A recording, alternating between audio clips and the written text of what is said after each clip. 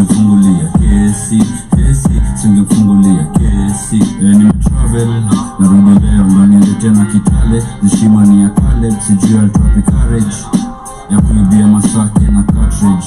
Na klida nyingi music wake ni past tense, nina lyrics nani yako na market, naziuzanga flash set wasidi na cassette. Mbono konayo na nataka ni safe, hizi ndo matare kako na nikanje. Music tafuta mkate, won't expect nikate niache maziwa tu ya packet, rarua juu ya packet, sekiwa to the packet, mistaki kuwa target. Fix namna pale, sati unashinda zabe, street hata msafe, samji kupiga rampage. Kweli, afa ujue uzanga gazeti, neki ujwali seti, kuna Kenya lipianwa na pedi, kina tedi, daily, waliboli ka weekendi, singefungulia kesi, singefungulia kesi. It's not easy out here, jana state of ski, kuna raya iliumia. Kuwa busy my dear, kauna namna utajipata na mwania. Hakuna mtu upenda itos ikilia, kishoa kikok usitry kukwaria. Mob ties kama mafia, kanyagia crime life bro, usitry kweka gia. Prime time 9 nasikia tu masai. Ladies and gentlemen, Trace watukane for more than karne, na kaleo ndo rubaine. Get driver ni fame na KZ no number plate. that is Suicide. Kama fake extend The song is ukweli. bakisa Enye je uzanga gazeti. na hosika Propaganda country. kweli afa ujue uzanga gazeti, neki ujwali seti. The album is Mauru Unit, manze. It will be coming soon by Suicide. And as kama kawaida, kama nini, this is Tubonge. So tunabonga Kiswahili ama tunabonga zote. Mchanganyiko wa mate. Mauru Unit. Mchanganyiko wa vitenzi. Yeah, and as we start, I want to give a shout out to certain people, man. Caterpillar for Me Against Me, amazing body of work, man. To everybody that has taken the time, okay, we've achieved something. To everybody that has taken their time to check out that body of work, man, shout out to you. It's an amazing body of work, and we should continue getting such kind of work from our artists, man. And we can't wait to listen to Mauru Unit, the album that will be coming from Suicide of Wakadinalis. And we've been blessed this year to get such amazing albums, man. They have been, the Kenyan music industry is actually doing something amazing, and we appreciate you. But today we are political with it. And we will be talking about a few things, including insecurity in Africa. Yeah. Security in Africa. Yeah. You know, Yeah. we'll be talking about the Sahel, we'll be talking about Somalia, we'll be talking about Ethiopia, all these areas that have been deemed. We'll be talking about Nigeria, which has had, we'll be talking about DRC. We'll be talking about Kenya as well, because we've had these insecurity incidences way too often. Who funds these people? Why? For what? Who arms them? Because guns, you can't make AK-47s out of Macau, Koivo, at Somalia, because that's what basically pirates have been doing over there. Accuse Makai and shit. But yo, Makai is a big business in Somalia. But we'll get to that, but we want to start with some local Kenyan news, kama kawaida, since it's Tubonge, where we've seen school kids get paralyzed. We've seen it's not funny. Why are you laughing? How did you we'll be talking about a Ugandan politician that repossessed something.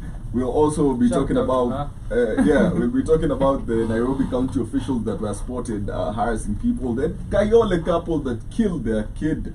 We'll also be talking about Kenya becoming a humanitarian aid country. What do you call it when you send your people to go die in a foreign country? Suicide. death row. Well, shout out to our president for Suicide. Suicide. it's suicide. Yeah. Na tunaona pia huku hivi our Suicide. president ni suicide. Suicide. Allowed Katie to cook. Tunaona our president as well launching portable mama mboga vibandas. You know, Anaweza endesha ile penguin. Hakuna. Walai. but anyway, it's the one and only Candish. This is Tubonge on the Black Hole Fire Network, the media of the 21st century. And with the best, the most beautiful panel in the business, plus the kawaida gorilla, with the silver tooth. Kuna mtu anasema ako shy. Nani? Mtu amesema uko shy. Bro. Umse kwani adai kukatia. Ati yako shy. Mwambie wewe si footballer. Take kuchezea Gabon. But anyway, with the most beautiful panel starting all the way from the left. Yes, Wagwan family, karibuni sana to another beautiful episode of Tubonge. I hope you guys are doing amazing, having a beautiful morning, beautiful afternoon, evening, and of course, I hope you keep it interactive. And shout out to everyone with us on the radio station, on TikTok, and on YouTube. And for those who shall be catching this on a replay. My name is Joby, and welcome to the Tubonge Show. Hello, good people. Welcome to Tubonge. My name is Katie. I don't want to traumatize Nimore. He's already used to it. Come on. Welcome to Tubonge on the Black Hole Fire Network. Disclaimer, this is a safe space, but there are insecurity issues. So the safety is not guaranteed. You know? I've told you. He's used to it. Yeah. He's So welcome to literally the way show, beyond. Tubonge. What a grand family. Karibuni sana. My name is Shmani.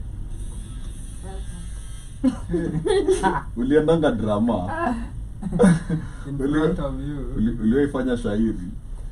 In front of you is Shmani, ready to recite a poem titled Ha.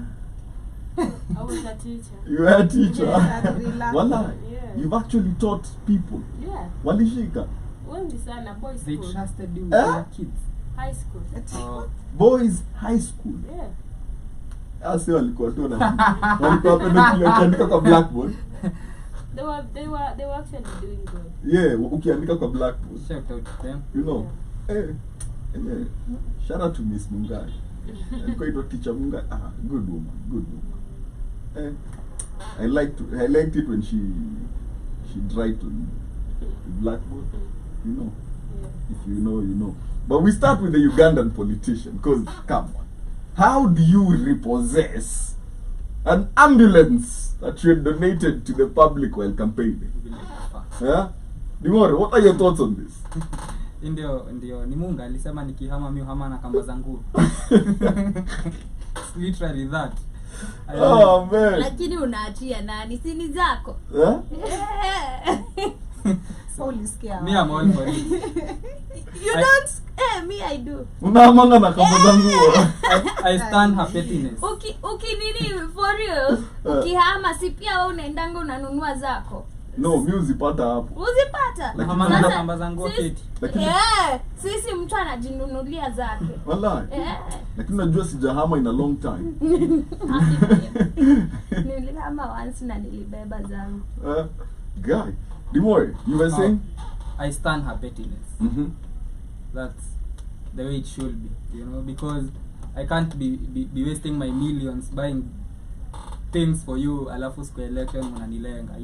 So the story goes, Ugandan politician Evelyn Anite took back an ambulance she had donated to her district after losing an election in 2021. She lost the election in 2021. I was like, it's 2023 and I'm broke. And that guy is registered under me. Unilete hapa nisukumia wala watu huko hivyo. Kuna insurance company iko idhaa. But we are not given the actual date. So, I think this story happened in 2021. It's just getting in Kenya in 2023 because she lost an election in 2021. So, when I So lose... you're saying she took it back immediately? Yeah. She did not let them utilize it hata kidogo. Yeah. God Because they are damn. not even giving the like they are not saying she took it yesterday, today, or maybe last week or 2023. There's an ambiguity to it. Yeah.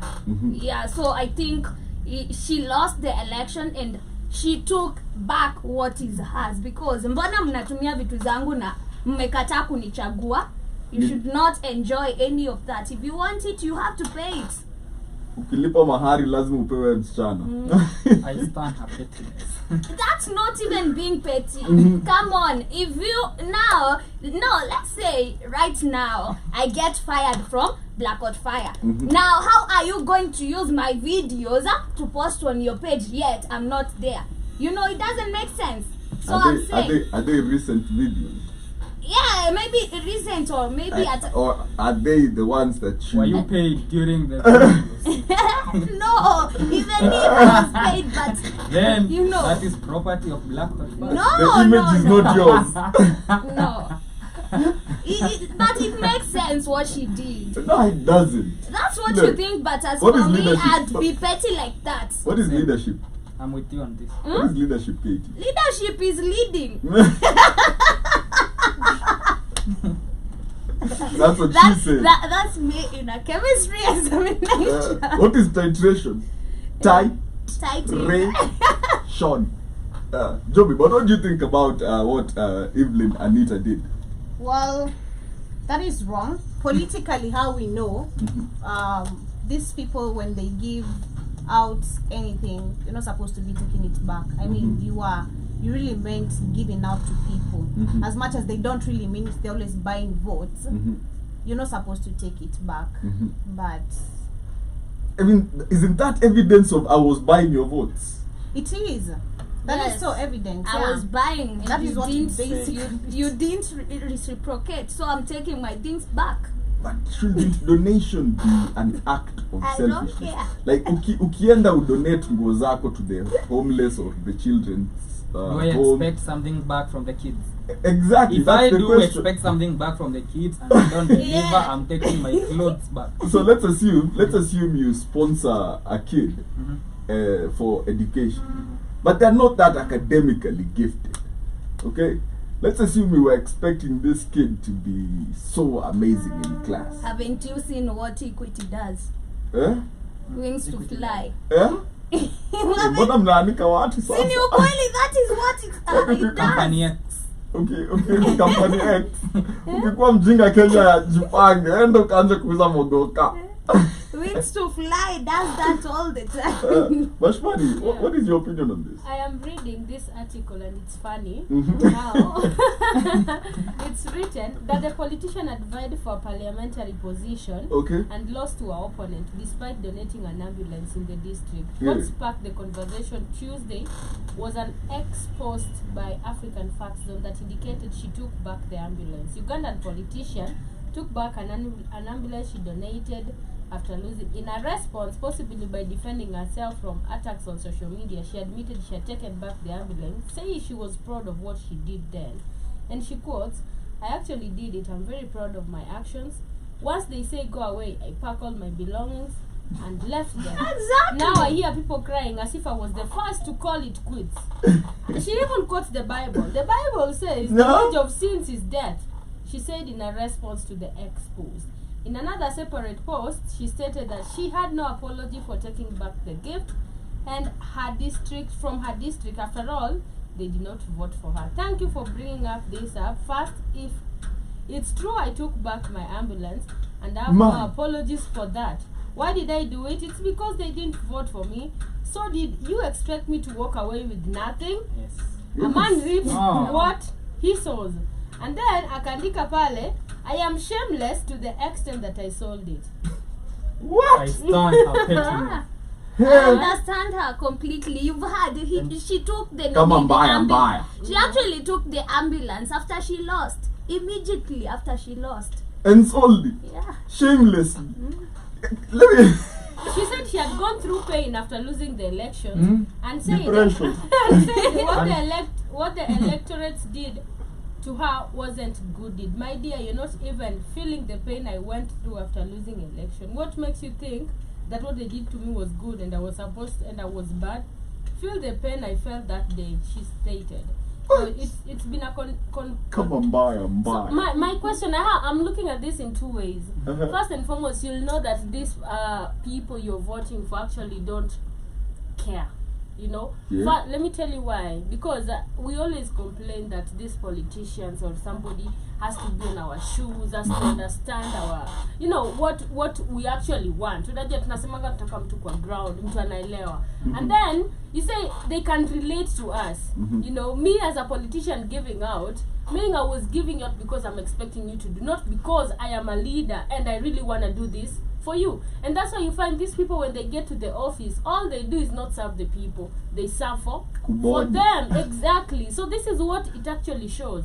And again, she's just petty on the other side, but sincerely, it is not petty. It is not a good deed from a politician, because this means that you didn't have and you didn't really want to do it. You're a politician, you're not a people of the people or a man of the people, just the way people want you to be. Exactly. And let me bring you closer home in case you are thinking this is petty. We had a similar case in Kenya last year. What? There was this MCA in Karurina community, so he donated a water tank to the local market, and we didn't vote for him. He took back his water tank, and unfortunately he was defeated by his opponent in the election. This angered him so much, he went back to Karurina, Embu, to remove the water tank. Leta hii mali yangu. Niende niweke kwangu nikate kama swim. Ndani wapenda mnipe votes. It doesn't make sense. But they are just politicians. They are not leaders. What do you expect? It's Henry Mudhe. Henry Mudhe is the MCA aspirant that took for Karurina, that took his water tank back. Shout out to you. So that is how we know that you were not born a leader. As Katie says, they're what? They are politicians. They are not leaders. Yeah. That's why I asked the question, what is leadership? Like when you donate something, doesn't that mean the word donate? But this donation has something strings attached to it. Yeah. He didn't just donate just any point of the year. It was during it was election. part of campaign. And he was an aspirant. That was a token. It was even part of his campaign. So if I campaign, if I come and tell you nitawatengenezea njia niwatengenezee na mkose kuni elect, I will come and there is someone, I know someone in our county that did that. Alikuja akabeba mawe na lori. Shout out to him. Wait. You think it's not? So it's a common thing. It's not something that is new. Let's clarify something. Were the stones already laid down? No, they were not. So they were piles. Alimwaga. Yes. Alimwaga akasema aje, kesho tunaenda election. Nimemwaga hizi mawe, mnichague na kuja kuwamalizia barabara. After he lost, tuliona lori zimekuja. Chua.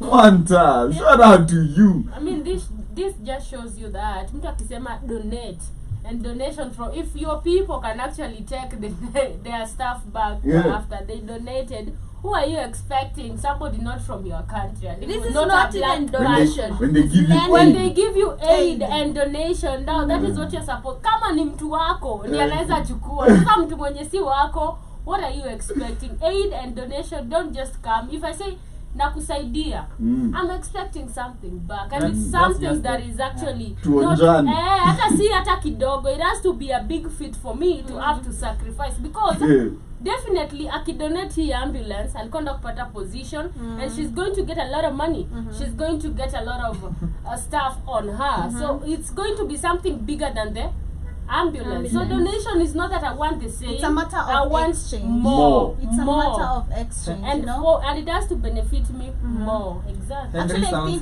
I think it sounds. It's more like UN, EU, Africa UN, Africa Union, all of them. All of them, the way they are placed, that's the role actually they have been playing. If Africa actually tries to act in the democratic way, the real democratic way, this is what we see. They assassinate our leaders. Or Kenya has been pulled down from the African Union. Kenya has been pulled down from ECOWAS. Kenya has been pulled down from this. Somebody has died. We are not in ECOWAS. I'm just saying. Okay, I'm just saying, because all these African nations are all engaged in this organization too. Of course. Yeah, so In the every same- time we try to move in the In right the same way. context, can we say ukibaya dem pombe alafu kunyima unamwitisha pombe yake? Sindio, Tapika kama mtani wewe. Cyrus sober. Tumefukuzwa bar. Tumefukuzwa bar mara mingi. Ndio tukupeana. Ujaienda mahali, ujaienda kwa boy. Nani sakisa? Umemnyima. Wewe toka kwangu, toka. Enda homa makanisa. Nakupei fea na kufukuza usiku. Tumeweka dina bill. Mama kanisa enda huko. What the hell do you mean? They always expect. Nishaigeuziwa hadi bill. I know, so that's what I'm saying. Hey, they have stories. If a man Tell me an incident to be Talk about it. Talk about it's it. not even once. It's a lot of time as a woman you get to experience this. Sometimes you're called for a party or you're invited for a party. Maybe you don't know these people well, you know. Maybe unajua sisi madem si ubebwa. If I want to go with somebody else, if I've been invited tasema Aketi Joby, let's tuende, unajua. Yeah. And then maybe we get men out there, and of course, you know, after drinks they're expecting any, you have to be cozy, you have to promise them lazima wape hope, We're gonna go home with you. or you know, after that it's getting down. Once you refuse, oh my god, mnatolewa Bash task meisha. Kama saa dogi. tisa. Saa tisa. What do you Usiku. mean? Without transport, without anything. Hadi viatu Hata mnarishia hata hivi. Tokeni, shit. tuwaitia di Uber. Shout out to them. So as a woman, always have your Uber money back. Kate, what's the worst incident of that happening to you? Mimi nilifungiwa kwa nyumba nikaambiwa lala kama umesimama. Lala kama umesimama. You mean? And then nilituziwa the whole night. Na umelala kama umesimama. Nimesimama. Mpaka asubuhi. Wait, you're not allowed on the couch. Hakuna. Ati Niliambiwa hakuna couch. nisimame kwa mlango kama wochi na imefungwa. Ulikunywa pombe wenyewe ukanyimana. Sikukunywa hadi pombe. Nilipikiwa. Na ukanyimana. Nilipikiwa ka ugali na sukuma na nyama. We. So, mimi nikasema naenda home. Ati it's too late. Nikasema sawa nitalala. Nitaenda kesho mapema. So, Yeah. tukilala nasikia mtu ananishika unanishikia nini wa? Ati toka hapa hivi kwani wewe ni lesbian? Nikamwambia usinishike tena. Simama. Simama kwanza. Na amekufungia sasa. Na Sayome ananiita majina na kuambia natusiwa. Ati kwani mimi ni mwagli aje siwezi kutana. Niko like it's not that serious. Nalipia nyama. Unalipia nyama na sukuma. Lakini niliambiwa nilale kama nimesimama. Nikamwambia nifungulie niende.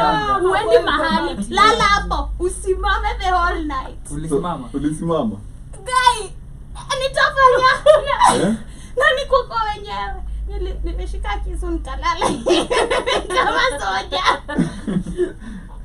Shout out to you. Soja. Na nikafunguliwa 6 nikaambiwa toka uende. Damn. Job, what's your worst experience? Look, Alikataa kulipa. it's a safe space. Alikataa kulipa Uber. It was a Nigerian. So tumeenda party. Yahoo boy. So we went to a party. Then I met this guy through a friend. So Okay. on another party. So there was another party tena nikaitwa. So nikambwa nilink up na yeye juu best yangu ange make. So we went. So mimi najua I'm going with someone mature who can behave. We got there. This guy overdid his deed.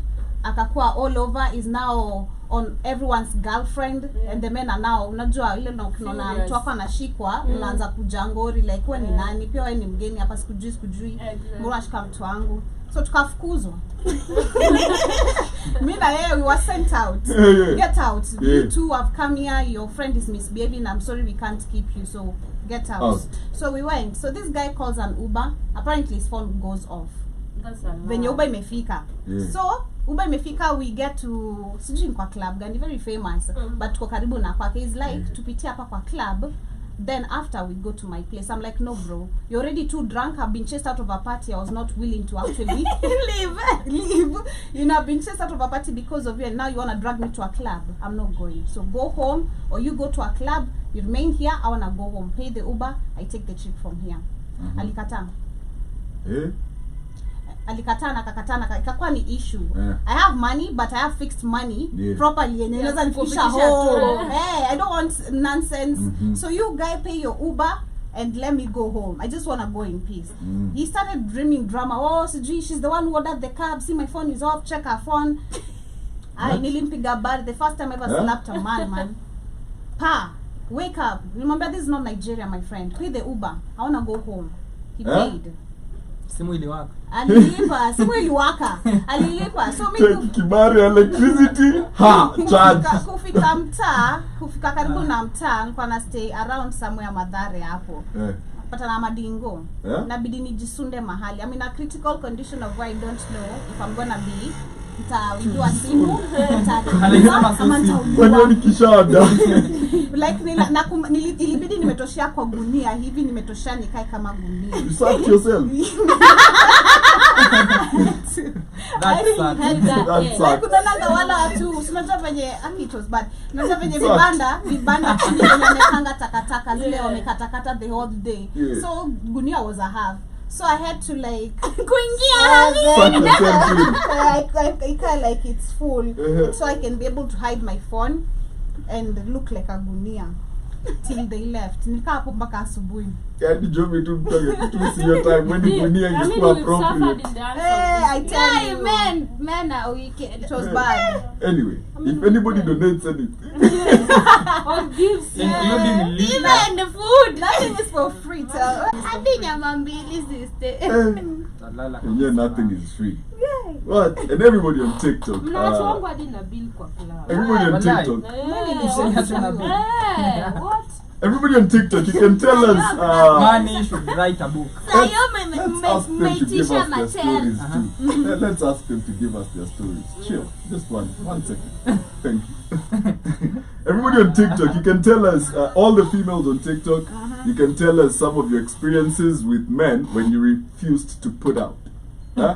Ukawambia sikupei. Leo, use your left hand. What happened? What was next? Shmani says she was left with a bill.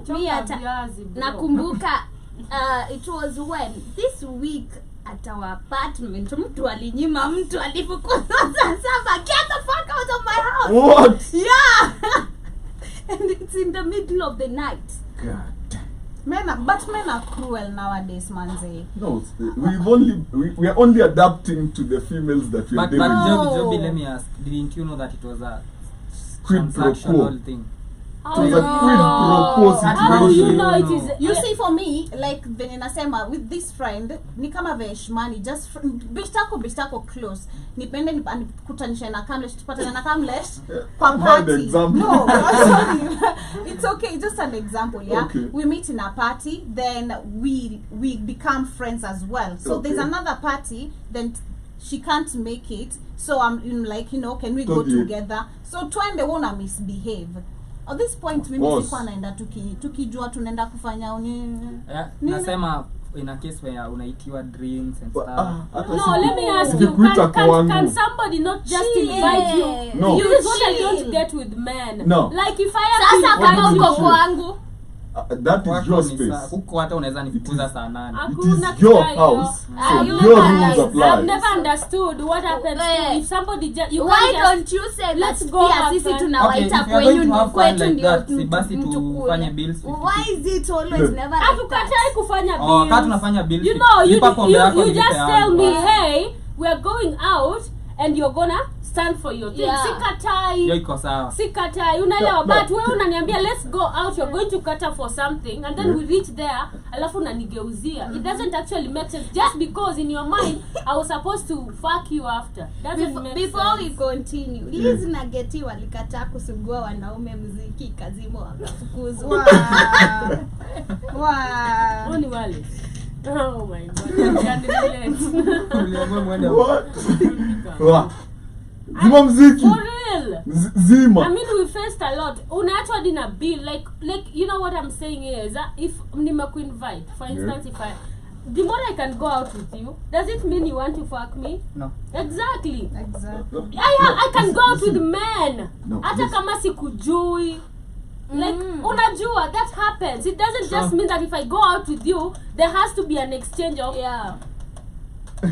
So Okay. body and so drinks. unasema watu wa make intentions out clear. Make your intentions Oh, ya kuja clear. nikubaya drinks na nikudish. Ama useme kuja nikubuy drinks and Na then we'll nikudish. tutaenda home or you know, so that I We expect cuddle. all. If you don't think or if you don't think it's gonna happen, tell me to actually come with my money. Jibba says just dipped in to say what's up and have a wonderful day, family. I'm getting my grind on. Enjoy. And he goes on to say I know. what's up. Rosa. you have you ever seen that ad? It was happening back in the early 2000s, in the early noughties. Just got a Zoe problem solved. What do you mean a Zoe problem? That's Is that a whole problem? So problem. It's a Zoe problem. Yeah. What's a Zoe problem? Let it slide. Let those be those. Yeah. Okay, I niko nje kwa hiyo, but as I was telling Katie, you see, if a woman invites me to her house, okay, it's her house, her Her home, space. okay. I won't be like, if I'm trying to get touched and she doesn't want it, she's like, go, And okay, and a home. Or you can just sleep in the couch. No, That's a possibility. and that's her option. You get, she Or just reserves. sleep in the bed and don't touch me. ambia tu No. kamlesha The ndio hell? That's your key. Go home, and then come to work. It's not Na fair. kuna Also man- remember, this is a woman and it's not secure. Kumfukuza usiku, really? You shouldn't do that. That's why I Best say yangu aliyefukuza make- time ya curfew. This security has. Alafu patana na manjege. Imagine. Sasa ni uamue either yeye alale ndani ama wewe. One of you has to sleep inside. This security is 9 inches deep. This security is fun. But anyway, yeah. So in conclusion, you make your intentions clear. The donations that you receive, inquire if they have hooks attached, strings attached, or Ama it's, tu kwetu na fare yako kurudi kwa ni dem. Hiyo ndio tu the only thing I'd advise women. Kwa tu na fare yako ukifukuzwa unakola Unaweza kuwa na Uber. fare like Unakola Uber. Hata akilipa ni sawa, sipolipa umejipanga. yeah. And as we continue, we talk about the county officials who are actually on a go-slow right now. Yeah. But we see a story where they were caught harassing a hawker with physical disability in the CBD over a 500 shilling bribe. So can I start? Yes. That is the problem we are gonna have in so many sectors right now in Kenya, including the KRA. That Okay. is because we are militarizing. Let me use that word. Even Our in the public media sectors. council, Ruto rejected the appointment. Let me get this story for you as we continue. Yeah, so we are I don't know if there's a word like that, but we Yes. are militarizing our public sector, you know. You look at people who should be public servants, they are now going to, for example, the people who are recruited by KRA, they went for a paramilitary training for, I don't know, 3 months. What? The ones that were being recruited the other day. So, ni msi hata amefunzwa karate anakupiga mbaya. Unaona? So, that is what is going to happen in so many sectors because it's supposed to be public service, but now it's like public force or something, you know. So the story goes, President William Ruto has revoked the appointment of journalist Kathleen Openda as the chair of the Council of Kenya Institute of Mass Communication, okay, and replaced her with former police spokesperson Charles Owino. Yeah. Like this is an institution that trains journalists, Wameka police. and you're putting a police spokesperson in charge of it. What are you teaching these young journalists? Fear. Yes, sir. Cooperate with the government or else. Is that what is being instilled in this country right now? I mean, want you speak to trash. report this. I want you to, as you train as a journalist, this is what you're going With to a report. gun. I mean, Yeah. come let's show you the KRA Yeah, agent. speak facts Why would the and KRA this, agent yeah. go through training? To come whoop you if you don't pay taxes. Good Lord. Look, Crazy. That's a public servant right there. He's supposed to come and tell you. Chunli wa KRA. Ready for war? What do you mean? But you've seen they've launched KRA. I don't know if it's sales collection people who are moving from business to business, calculating the taxes you owe the government. You know what I mean? Like, come on. For real? Yeah. And they're in the CBD, going from shop to Yeah, shop. they are asking you how much How do you much- pay for rent, how much do you make a day, Yeah. how much And is... taking Nada. Data. data of your now your shop. Nah, jana uko na super. Now your shop is registered and known by the KRA. If you do not remit accordingly, they come for your shop. Nilisikia wanaingia hadi kwa M-Pesa. Shut it down. M-Pesa. Yes, Yeah, the there government, was the government Every has given. type of shop. No, Hata not kibanda. even shop. M-Pesa shop ama M-Pesa. No, M-Pesa phone. Yes, Ya simu. to Peana. everybody. KRA now has real-time monitoring capabilities Of of your your transactions. M-Pesa transactions. Shout out to them. Okay, so they know how much you're making. Either way, if you do not pay your taxes, if you keep filing nil, they know. How is it nil and your Nilipa 6,000 kuiva. Unasema nil. Hiyo tendo swali unaulizwa. near he? This transaction here. Euphoric. Euphoric. 9,000. Na unafile nil. Bye. Yeah. Mbona unacheza na serikali? Eh? Unadhani Ruto ni babako? And that's how far Will that work? It that will result in a lot of closure of Retrogression. businesses. Yes, we will regress backwards in business development, because what you have to remember is, for you to aggressively seek taxes like that from the people, you must have first put measures in place for you to provide services to the people for their businesses to thrive. But this network has not been set up in any shape or form. We do not have government led VC firms. We do not have any sort of government input to the people in such a way that they are sure every business in Kenya is making this amount of money, or you look at it from the size of the business. This is an SME. SMEs in Kenya, from the measures we've put in place, the subsidies we've given, in this sector, they should be making minimum this much. You get? But none of that has happened. It's even more expensive to run a business in Kenya. So I was recently doing some research the other day, and to open a restaurant, you need about 4 licenses. What? Okay. Food handling? Food handling, fire, Health. health, and accounting. Damn. 4 licenses from 4 different organizations. For bribes somewhere. Exactly. And they are not Probably. cheap. And I bet there's even more.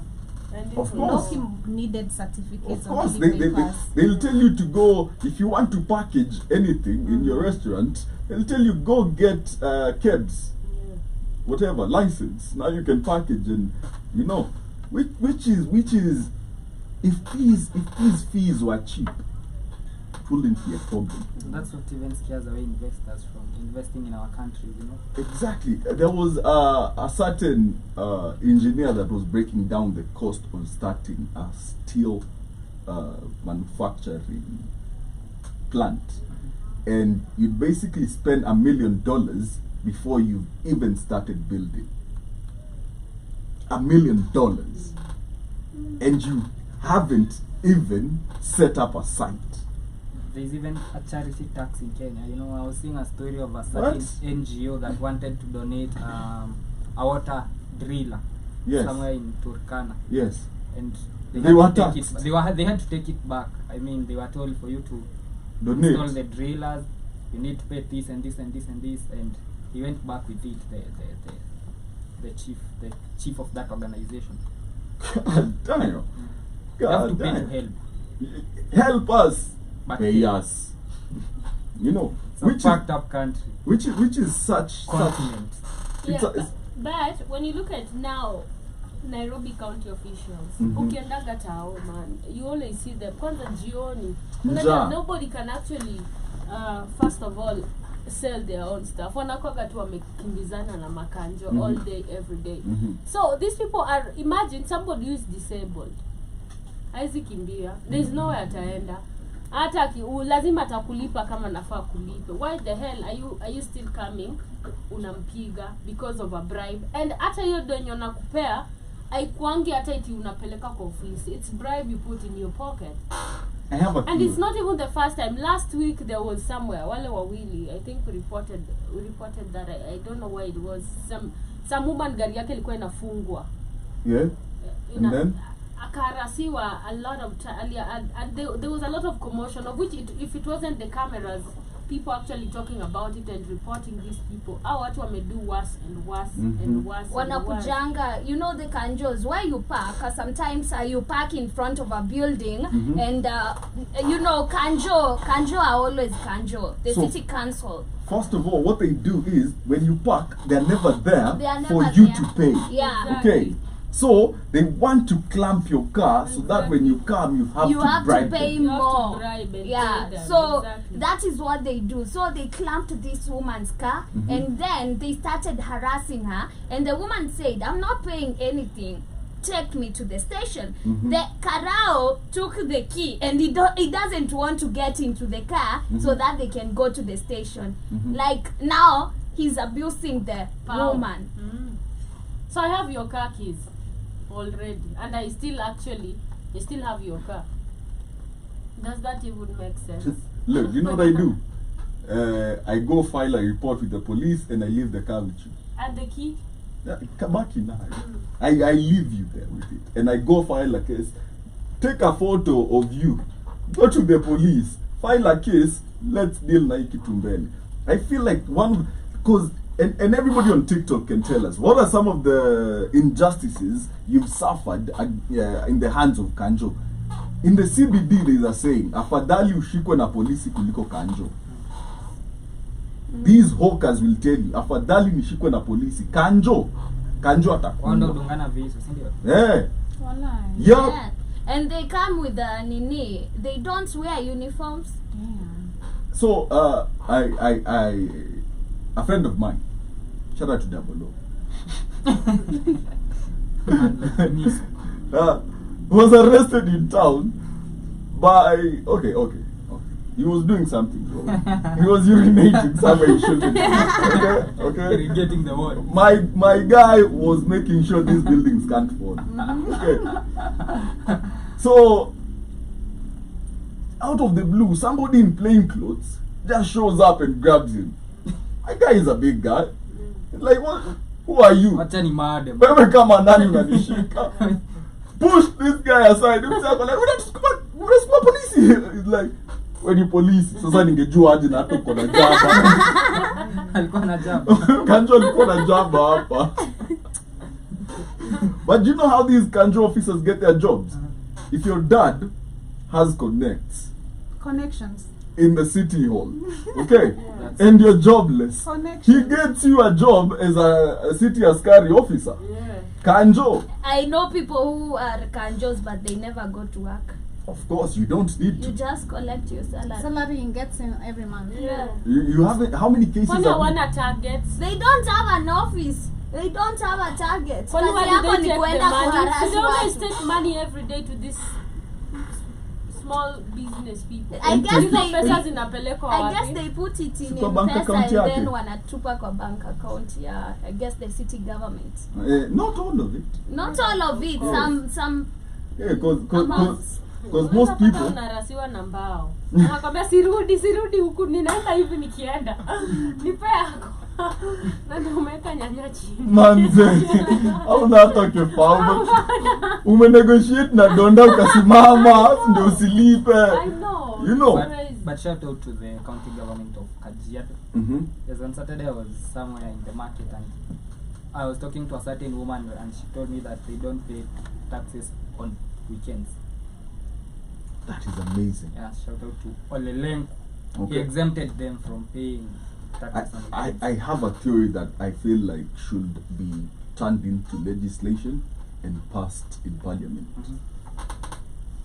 Disabled people should have the privilege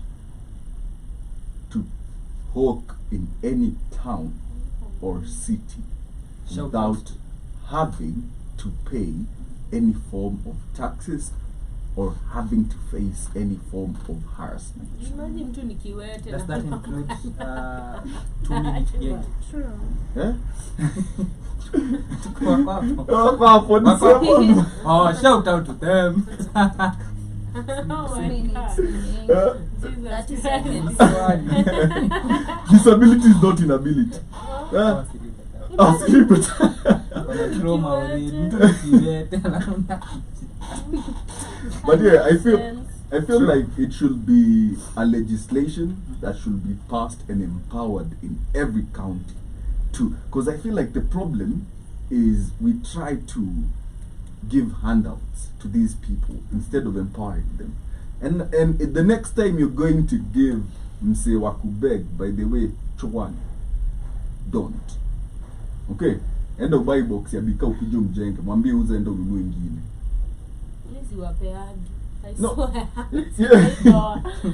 Sijaita doni kawekea. You know, Why? empower them. Me, I used to, manze. Till I came realize most of them are not. Ni very hustle rich. man. Eh, There's another one that used to be in Kisii town, and I used to go to school, and then he comes and begs money through the Ulisomea window. Kisii? No, nilikuwa napanda gari Kisii. Nilikuwa napitia from Kisii nikienda Kisumu Girls. So, Ulikuwa naishi Kisii? no, nilikuwa Alikuwa napanda anapanda gari, gari. nilikuwa napita Kisii Connecting. route. Oh. Yeah, so I used to pass through Kisii. So this guy Karibu tukushuku. comes through the window, and then akaniomba do nikampea. Nakwambia ni grab matiti. Wallahi. Eh. Yeah. Ndiye mama mwanaume. Mwanaume na akakimbia kuchukua pesa yangu. Na anakimbia Na kucheza. alikuwa anakaa hivi. Na wewe ongea mbaya. Mwah. Akagrab. Anaweza kuomba do. And then the next time I came, akakuja. So unajua maybe he's doing that to everybody. He can walk, he can run, he's just pretending. Nilimpea slap. And he didn't even talk. I told him unadhani sijui what you're doing. Anaomba kimbia unampea slap. Manze nilimpea And slap. those people wanakuwa very rude. Ataweza Yeah. kuomba pesa umnyimi ya kutusi. Maybe I Yeah. stopped giving. Ndio unaenda wapi? Sika hapa basi tuombe na wewe. Kwanza unajua siku hizi they use children nowadays, you know. Yeah. Siku hizi ni watoi in Yeah. the street. If I guy a small baby, Yeah. auntie, give me money, auntie, give me money. Like, Yeah. you know, it's super crazy. Buy your lunch. It's so sad. I'm by the here. way. You'll give 1, 2, 3 kabla uende home utakumepewa ngapi? Yeah. They Kwanza make it hard to help even the Yeah. the The need. need for real, for real. Yeah, cause I remember, you know, back when I was a young man, when Avenida was new, that was a spot Yeah. where these kids would congregate to beg from people living the club, you know. And it's so sad that this is what we've turned our country into in our cities, where we have young kids begging, where we have askaris harassing. And it's so sad that you're harassing a disabled person that is not begging but actually trying to do legit business. And the ghosts are here. Somebody trying to do They are trying to do legit business in Shout here. out to them. Joby, don't harass them. Yeah, If it was white people, they'd be like, what is that? Huh? They'd be curious. And then you'd hear screams in the next room. And now we have to run away, all of us. Now the And house one of is us has to haunted. die. I know, right? Oh man! Shout out to being black, but it's it's so sad that you're harassing somebody that is trying to conduct business and not begging, that is trying to empower themselves. Over 500 shillings, Which is Kiki. a bribe. Which is a Not bribe, even, actually. Not even nini. Si ati hata ni pesa ya kanjo, cause nikwambie 500 wanachukwanga 500 ama mbao. mbao. Au ilifikaje 500? It's Thank a you, bribe. Wallace. It's a bribe, which is a lie. And as we continue with the heartless Nairobi, yeah, because I swear, sometimes this city is depressing. You know, like before I tell you what I'm about to tell you, if you're not ready to be a parent, don't get kids. Don't just don't do it. Okay, because we see a story from Kayole, right? And it's a police in Kayole. Police in Kayole have arrested a couple after reportedly beating to death their 2-year-old child for refusing to eat. So the full story is witnesses say the little girl had severe bruises and was being rushed to Mama Lucy Hospital when she succumbed to the injuries. Neighbors say the woman arrested is the girl's stepmother. That's why you end the comma. Stepmother. Ah, man. Stepmother after her biological mother passed away, adding that it was not for the first time that the young girl was being mistreated. Police are conducting investigations which include collecting the autopsy report to reveal the injuries that led to the death of the minor. Now 2 years. 2 years girl, amekufanyia nini? Can barely talk.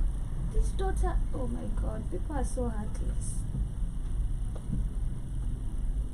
I don't even know what to say. I don't look to all the men out there that are single dads. Do not remarry until your child can defend themselves. But you know that is not possible, Kamlesh. No, It listen, you can is. date. Listen, you can date. You can have his. Can have a domestic. Wait, it's not. It is. You It can have a is. house Let me manager. Look, tell you. Unless you have a house manager, you know, You which can- you you can't. can have It that. is. How is We've it? seen people Men can shmoney. take care of kids. Men have, hey, Let me I've ask grown you. where my cousins, their mom left them. You see, the last born was in nursery. Alikuwa anavalishwa diapers. Do you know the dad took care of them hadi wote wakamaliza high school? Na alikuwa anaenda job. Alone, yes. Yes. Anaamka, anawatayarisha. Let me It's tell you, not it too isn't. much. It is Let not. me tell For you, your if kids, you are a for parent, your for kids, your it's child, not. Let me It's tell you, not. it isn't. Let me tell you something. I've been raised by a single person. Yo, So MC I Dima know- J. I know where Shout that out to is you. coming from. Ako ndani. Yeah, Dima Jail is in the building. Yeah, Kamlesh is in the building. Tuko Rongai, Tukoku. Is Dima Jail still in Rongai? I guess so. Niko Rongai, niko mtaa yako. What's up? Yeah, but anyway. Hadi ukashout. Yeah. The MC, they only hear when you shout. But yeah, good people, good people. At a certain Wagwan. CMC Majel has been here before. Yeah. Yeah, yeah. So at a certain point, when you look at the fatherly duty and the motherly duty, unaget when the kid is ni mdogo, most of them are belongs to the mom. Unaget because most But belong. what if the mom is not Unaget. available? I'm not listen to what I'm saying. I'm not saying it's not possible, but I'm Okay. trying to tell you Yeah. it isn't up. Unaget. Mhm. So imagine you're a young dad, okay? You have maybe 3 little kids, all right? You have to go to work. You have a very demanding job. That is why you find most of these men or some of these men opt to remarry because the kids really need attention from a woman, and sometimes you make a wrong decision by marrying the wrong person. If that's the case, the best thing you can do, Shmani, if that is the case, the Like best your thing you mama. can do, no.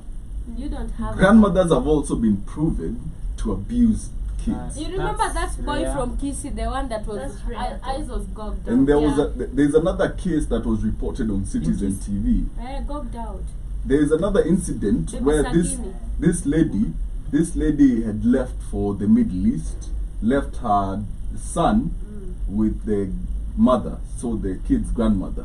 And this boy from an age of 3 amekuwa kimboch hadi anapigwa, analalishwa njaa by the grandmother. Yeah. So the story was featured and it was discovered by the neighbors and all that, and she was recorded doing it actually. Yeah, but most grandmothers are good. Yes, but what in that case? That's your Martha right there. In that case, what you can do as a man, whoever you decide to remarry, you better vet them like a motherfucker. Pardon my French. Okay? You better vet them. Ita sistako. Manze, Okay? Unamweka on the other side of the table. Man, unamweka pale hivyo, you know Why who. should we hire you? Why should you? What makes you different? For me, I Yes. believe actually, let's say if you're a young dad, you are married young, Yeah. and you happen to lose your partner, your wife, actually that's actually the moment for me, the way I wish things could be for most of the parents. Take time and actually bond with your kids as you heal, because you're so healing. Yes, how and are you so just is the kid. Yeah, how are you jumping from just, you know, Woman just, to woman. Yeah, you just lost a partner here, someone who just left you kids. I'm talking about kids. You have Kids, to man. connect, you know. Try get you actually allow yourself to, even if it's a let her house girl. Yeah. Let her house girl. Don't bring another woman, even if you're dating. Don't move in with another lady yet. Try bond with your kids. Try allow yourself feel if you really To heal. yeah, in that space, in a way, it's not gonna tamper with your relationship once you bring this woman in, and it's not gonna tamper with your relationship with the kids. Yep. You have to be fair to yourself and the kids. But at the same time, these things do happen. The beating of the children, actually, the African moms, Stepmothers. not stepmoms, actually, even moms. I've seen my stepmom beating her children, wakule. You know, it was so badly, like, this is how they do it, and Hey. yeah, Hey. like, and I don't know if you've That seen is what I'm abuse. talking. You're forced to Yeah, eat. you've seen it though. That is abuse. mi nilikuwa nafanyiwa hivyo nimeze dawa. No, sasa this is food. They What block if they you choke? that they wanna just Vomit. food hapa. Wana kuwekanga mi nilikuwa naekwa venye naweza kaa siwezi choke. Damn. It's All I'm bad. saying is, Look I at feel how like we have normalized abuse. It's kind of scary because me I used to see it, Nicole. Like I'm That saying, is wow, abusive. so I used to walk away, Nicole. Like I can't watch that because I feel like you're hurting this baby. Why are you forcing the kid to eat kama ataki?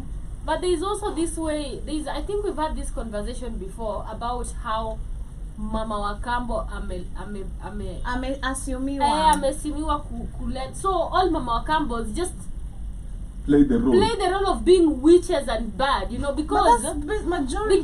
because Mama Wakamba amesha letwa into this certain picture where Mama Wakambo is this evil woman, even in movies, even in everything, and it has to be African women. Because if you look at even stepmothers from, you know, It's always and African. it's women. always African. Look at Even it. in tune. Yeah, you know, it's like this evil Mama Wakambo, The you know, bad so guy. unapata di Mama Wakambo, even if you're not supposed to be evil, unapata tu there are certain things you've just taken into your mind. You can't love somebody's kid, or you can't love a kid, because first of all, this kid is innocent, you know. She didn't actually have anything to do with the mother's death. So you coming to this person's life and starting to actually Abuse. mistreat and abuse a kid just because in the name of si wako. Picture yourself in a point where you are the dead one and Hadi somebody's Tessa actually hawa kubwa mtoto wa 2 years. 2 years. 2 years she can't Like- even like- talk. like- they are she- evil, Katie, and that's Oh how the my society God. has actually It's a- branded them. You Then know? to add on what I just said, I feel like after you connect with the kids, let's say come out 2 years, allow them to grow to the point where they can be able to communicate to you. And They tell understand you. you are their dad. They understand they can come to you when they are in fear. Yeah. And to that point, I don't know the movie mingi for me, but I feel like actually it's really good if it was for me, I'd do that.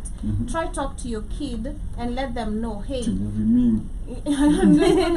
but that's what you're supposed to do. Yeah. Talk to your kid Yeah. and let them know you're allowing someone else in your life. Yeah. We lost mom, and Yeah. by you guys healing together and making her understand you lost someone special, both of you in your life, you want someone else to come and take care of both of you or be part of your life. Yeah. It's good to also be actually is it to be I don't know how to call it, Content. but yeah, with the kid, like try communicate with your kids, because that's when utaleta mtu unaona mtu anaanza kwa develop attitudes zingine ujui. Yeah. Mtu yuko comfortable because ako like, this is not mom. And then, you know? and then as the report says, it's not the first time that this child has been abused, you know. It happens.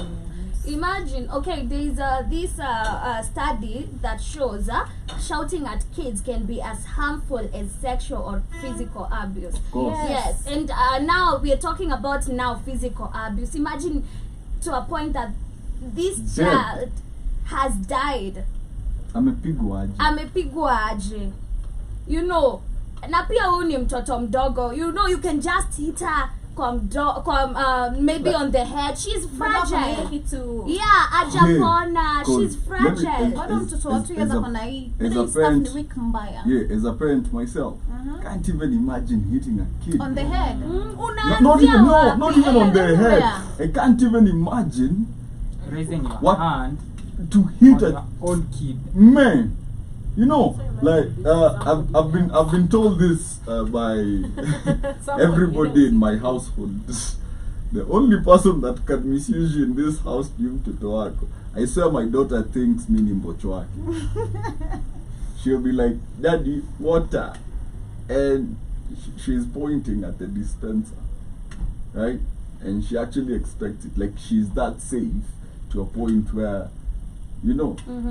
And I feel like that should be something you build kwa mtoto wako. Yeah, you have to build. Yeah, and you know, I totally relate to this because I remember when I was not even that little.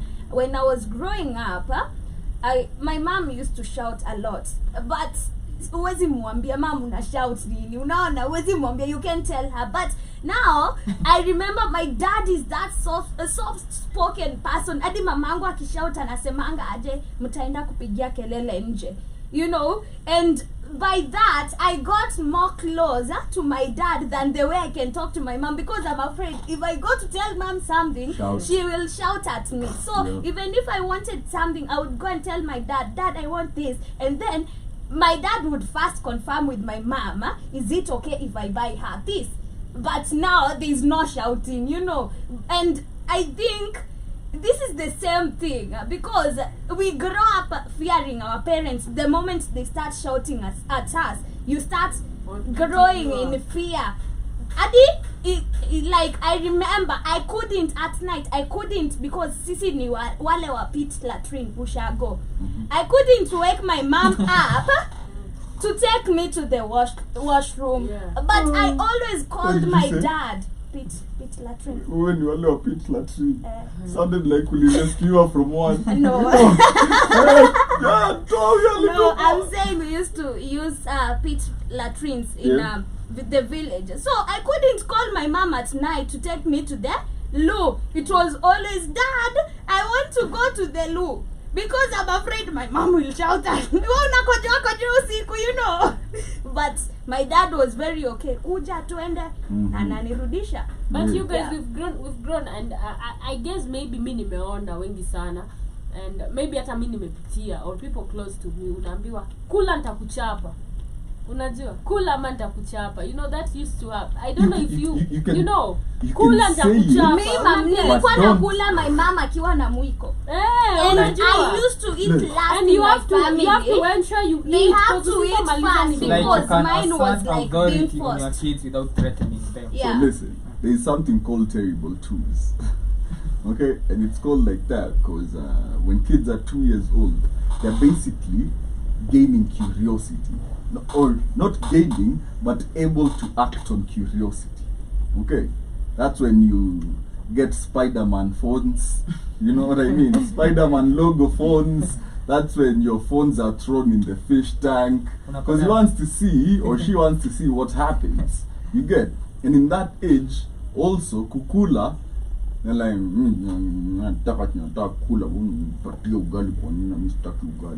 so they're like staki kukula, you know, and they're demanding something. But the parent knows, like, this is what is good for you.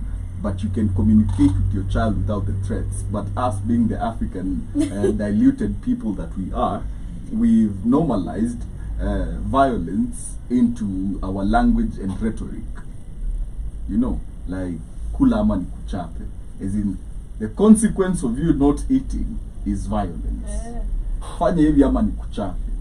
You know, and that is something that we had touched on, I think, yesterday, where we talked about the psychological effects of we only touched on it, of kids. When kids go through psychological effects, how it can harm their growth of character and as a person and how they portray themselves in society.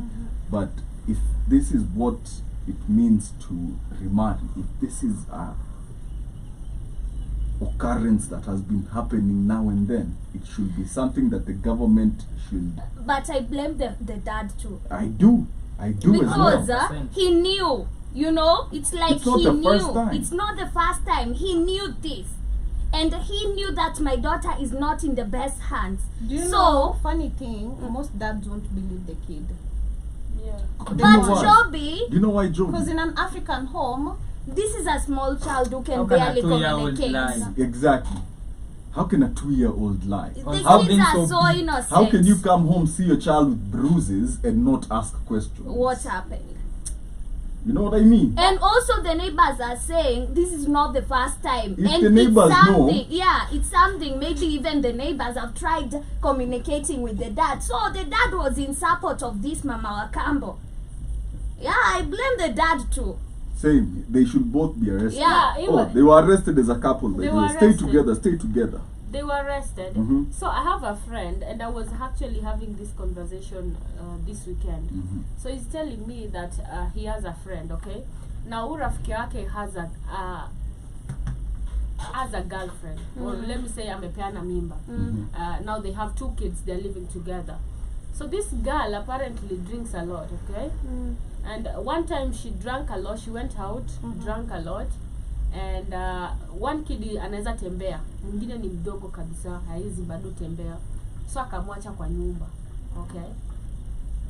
And the other one aliweza kutembea kwa alikuwa kwa jirani, so she went out, locked the kid kwa hao, unajua, and huyo mwingine ni mdogo sana, unajua.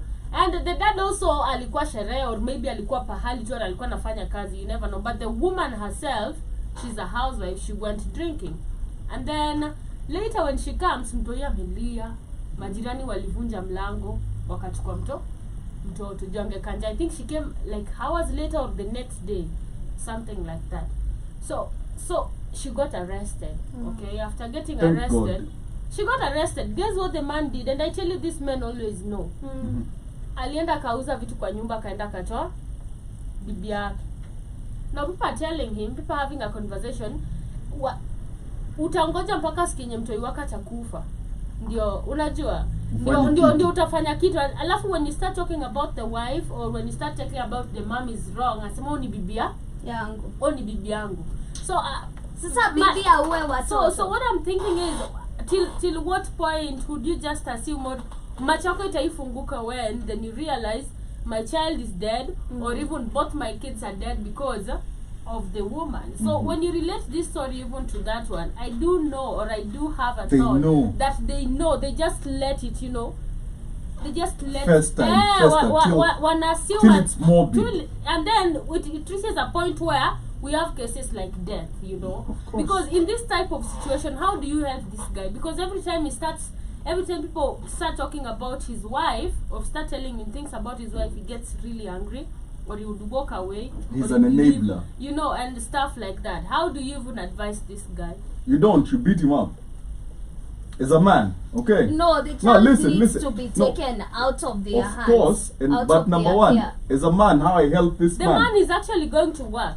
Listen, as a man, how I help this man. Okay. I'm gonna beat you up first, okay? Just to show you, okay, that it's not like we cannot hurt you. We can. Now sit and listen. We can either beat it into you, okay, the African way, or you can sit down, we have a conversation, and you start taking care of your own blood, your own offspring. This is just some woman you met somewhere. This is your blood. I've seen in the US, what they do is whenever they notice there's a child whose parents are exposing or are using drugs in front of the children, they take the kid. Yeah, that's a very big front for child trafficking. Of course. Yes. Of course. But now I'm saying, what if we had somewhere that is safe? Of course we don't. There is no safe place for kids. Listen, Katie, this is the truth. The safest place for a child is with its parents. Yeah. Okay. But now, Kamlesh, now imagine we are talking about this couple right here. This is a mom who beat them up and cancel them. Do you think that will work? Every woman has maternal instincts, and I feel like if this woman, even the one that killed its baby and ate it. Listen, no, that one is a crazy one. Psychopath. That is a psychopath. We are talking about healthy people, and there is this condition that women go through after giving birth, where it's like they are crying. I can't remember. There's a whole psychological breakdown some women I'll go get the through. name for you. Yeah, get the name for me, thank you. Where they break down, and if not dealt with, it can be very hazardous for the child. It's called post something depression. Yeah, and I feel like this woman is suffering from that because the symptoms of that are detachment from the child, not caring about the child. Because if you Anaenda have, sherehe. if you have, basically she hasn't. The trauma or the depression is preventing her from bonding with the kid. Unaelewa? So she really doesn't care about this kid. So if you actually cancel these people, some of them majority actually come to their senses because it's a whole, what is it called, Dimo? Postpartum depression. Yeah, postpartum depression. After giving birth, some women go through that. And I feel like that woman is going through that because especially ukinyonyesha mtoto akiwa that small, you're not even supposed to be using any type of drug. Yeah. You're not And supposed you to look be at your drinking. body, you feel like you're no longer pretty and a lot of other things. Yes, and they go through so much because and I can tell you this for a fact. Motherhood changes people, especially women. But it doesn't have it is not supposed to change you to hate your kid. No, you don't know. This is where I usually ask people a very interesting question. Are you in control of your brain or is your brain in control of you? Because it's a very symbiotic relationship. And your brain can actually mess you up if it doesn't process a situation well. You get? And postpartum depression is actually your brain not understanding that you've become a mother. Your brain not This is accepting. actually a disorder that I've seen cases of. I was seeing a certain video, it was a documentary of the same where there was this woman who didn't even want the kid touching them. Yeah, Yeah. That would affect her. Like mtoto akimguza na jam basi. yeah, Na ni wake. yeah. And it's not even something that she wants to. It's a condition that she needs help. You She know? needs help. Yeah. You get? So you see in Kama the, ameshikwa.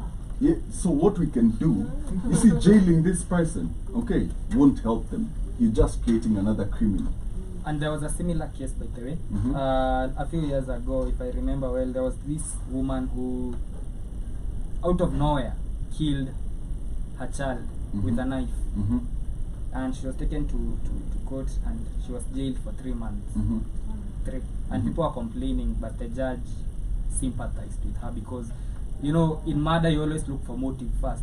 And this was a woman, her in-laws had just left her, it was on a Sunday, so she was with her in-laws, wakaongea, then her in-laws left and she took a knife and stabbed the baby. And so the in-laws were saying she was okay with the baby, like there was no motive at all for her to kill her own biological baby, you know.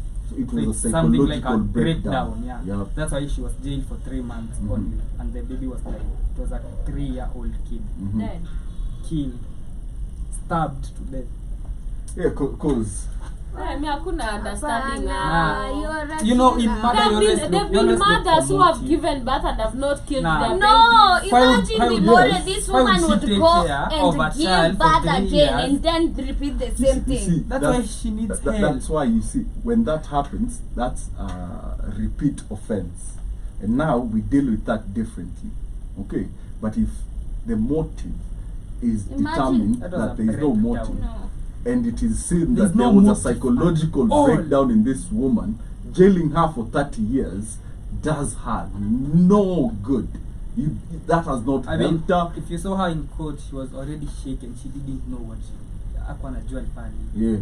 So we should just sasa ule mwenye alikula mtoto tuseme ilikuwa No, you see that We one. don't know the specifics That one, of the case. that one you just take to a psychiatric And have her tested and everything. and kept there for her sentence. You see, there is a difference For that between story. prison, okay, na kupelekwa inaitangwa nini? Madhari. Okay. Yes, you're there in Madhari to serve a sentence, but your situation, your mental faculties that had broken down are being rebuilt. Because the point of incarceration is to correct the behavior that led you there. You get? If you're a murderer, you planned out, killed all those people, we throw you with the rest that do that. Okay? But when you take somebody that had a psychological breakdown and you put them among criminals, you've just created another criminal. Because they improve in no way whatsoever, and they just come out of serving that sentence and repeat the same offense. Get what I'm saying? But I feel like we should have You know, mental health in Africa is seen as a Exactly. myth. That's Myth. why I'm telling Katie, a woman like that one does not need jail term. She needs help, and Katie can't believe because she can't fathom how you can have a mental breakdown to a point of you killing your own child. It happens. It happens. Because the history of humans has never really been a history of peace, even in our own tribes. This is why I usually ask people this. Do you think you're born good? Yeah, you're born innocent. No, that is not the question. Being innocent doesn't mean you're good. Are you born good? Yeah. No. You're born a very evil entity, by the way. That's your innate nature. No, have you ever realized you'd never have to teach a kid how to do bad, Sure. but you always have to instill good into them? As in, you're taught how to be good. You're never taught how to be bad. You can be bad all by yourself. Trust me. I'm born blank. No. You're not. I'm born empty. You're not. Okay? If That's why But- you have to teach me something. yes, and the fact that all I have to teach you is to be good tells me I'm diluting something. No, if I find you evil, you teach me evil. Anyway, we lost that one. Me too. We cannot help that one. That one is a lost cause. But now you Failure. Failure. I'm not a baby. So they close on that topic. The difference between that woman from Kayole and the other woman that was jailed for 3 months is one had motive, Yes. one didn't. Yes. One had a reason to kill the baby because Stepchild. stepchild and a lot of things. The other one didn't have any motive. Yeah, but anyways, we continue on to better, more comical. They both killed. Lord. As we talk about more comical political affairs, our president has decided to donate our most skilled policemen to go die in Haiti. Of course. So as the story goes, Donate is the wrong one. It's donate though. Sell. sell. Amepeana Sell. watchman. He was given a lot of money. How many $1 million? 30 billion. That is selling, not donating. It doesn't So, sound modern okay slavery? selling. Modern slavery. But it's, yeah, that is modern day slavery. Because this person didn't These have a people are choice. being It's sold. like Haiti is receiving an aid it doesn't require, so that's a donation. But if I'm getting money, that is human trafficking. Haiti is not getting money. No, Kenya is. Kenya is That is human from trafficking the right there. from the Europeans. Okay, because first of all, if you're selected, you can't just say no, mi siendi. Yeah, Ukisema I'm hivyo, resigning, man. unafutwa kazi. Wacha nikae kijana. You know, Nita- So for all those that you see going there, ni watu wameangalia situation. Wameshindwa kulinda. And the sad part of Wameshindwa kufight Al-Shabaab, but the sad part of this whole thing is they're not just sending police; The best. they're sending elite police. Elite. forces. Hey, ati elite. Elite, Hey, elite, hey. elite, whatever. Alliance. Kijana wa Kizungu Alliance. si Alliance. Kijana wa Alliance. Might be Anasema elite. elite. Kizungu si mdomo chako. Might be elite. Yeah. So like they're sending the best. They're sending the ATPU and Rekes. There's a police forces who've been trained even out of Kenya. You know, Specialized best, the best you can get. in urban warfare, basically. If they were sending traffic police, I wouldn't care. Hawa tu sumbua. Sasa ataenda afanyie nini gang za Kisha huko? machuani. Simama. Sitaki kuona ukipigana. God Wewe damn. hata kimbia hivyo. But yeah, our president has decided to donate or traffic human. Okay, let me not say it like that. So the story goes, if any people deserve a break, they must. And these are his quotes. If any people deserve a break, they must be the people of Haiti. As he welcomes the UN's approval of a multinational security We support fight for them. I know, right?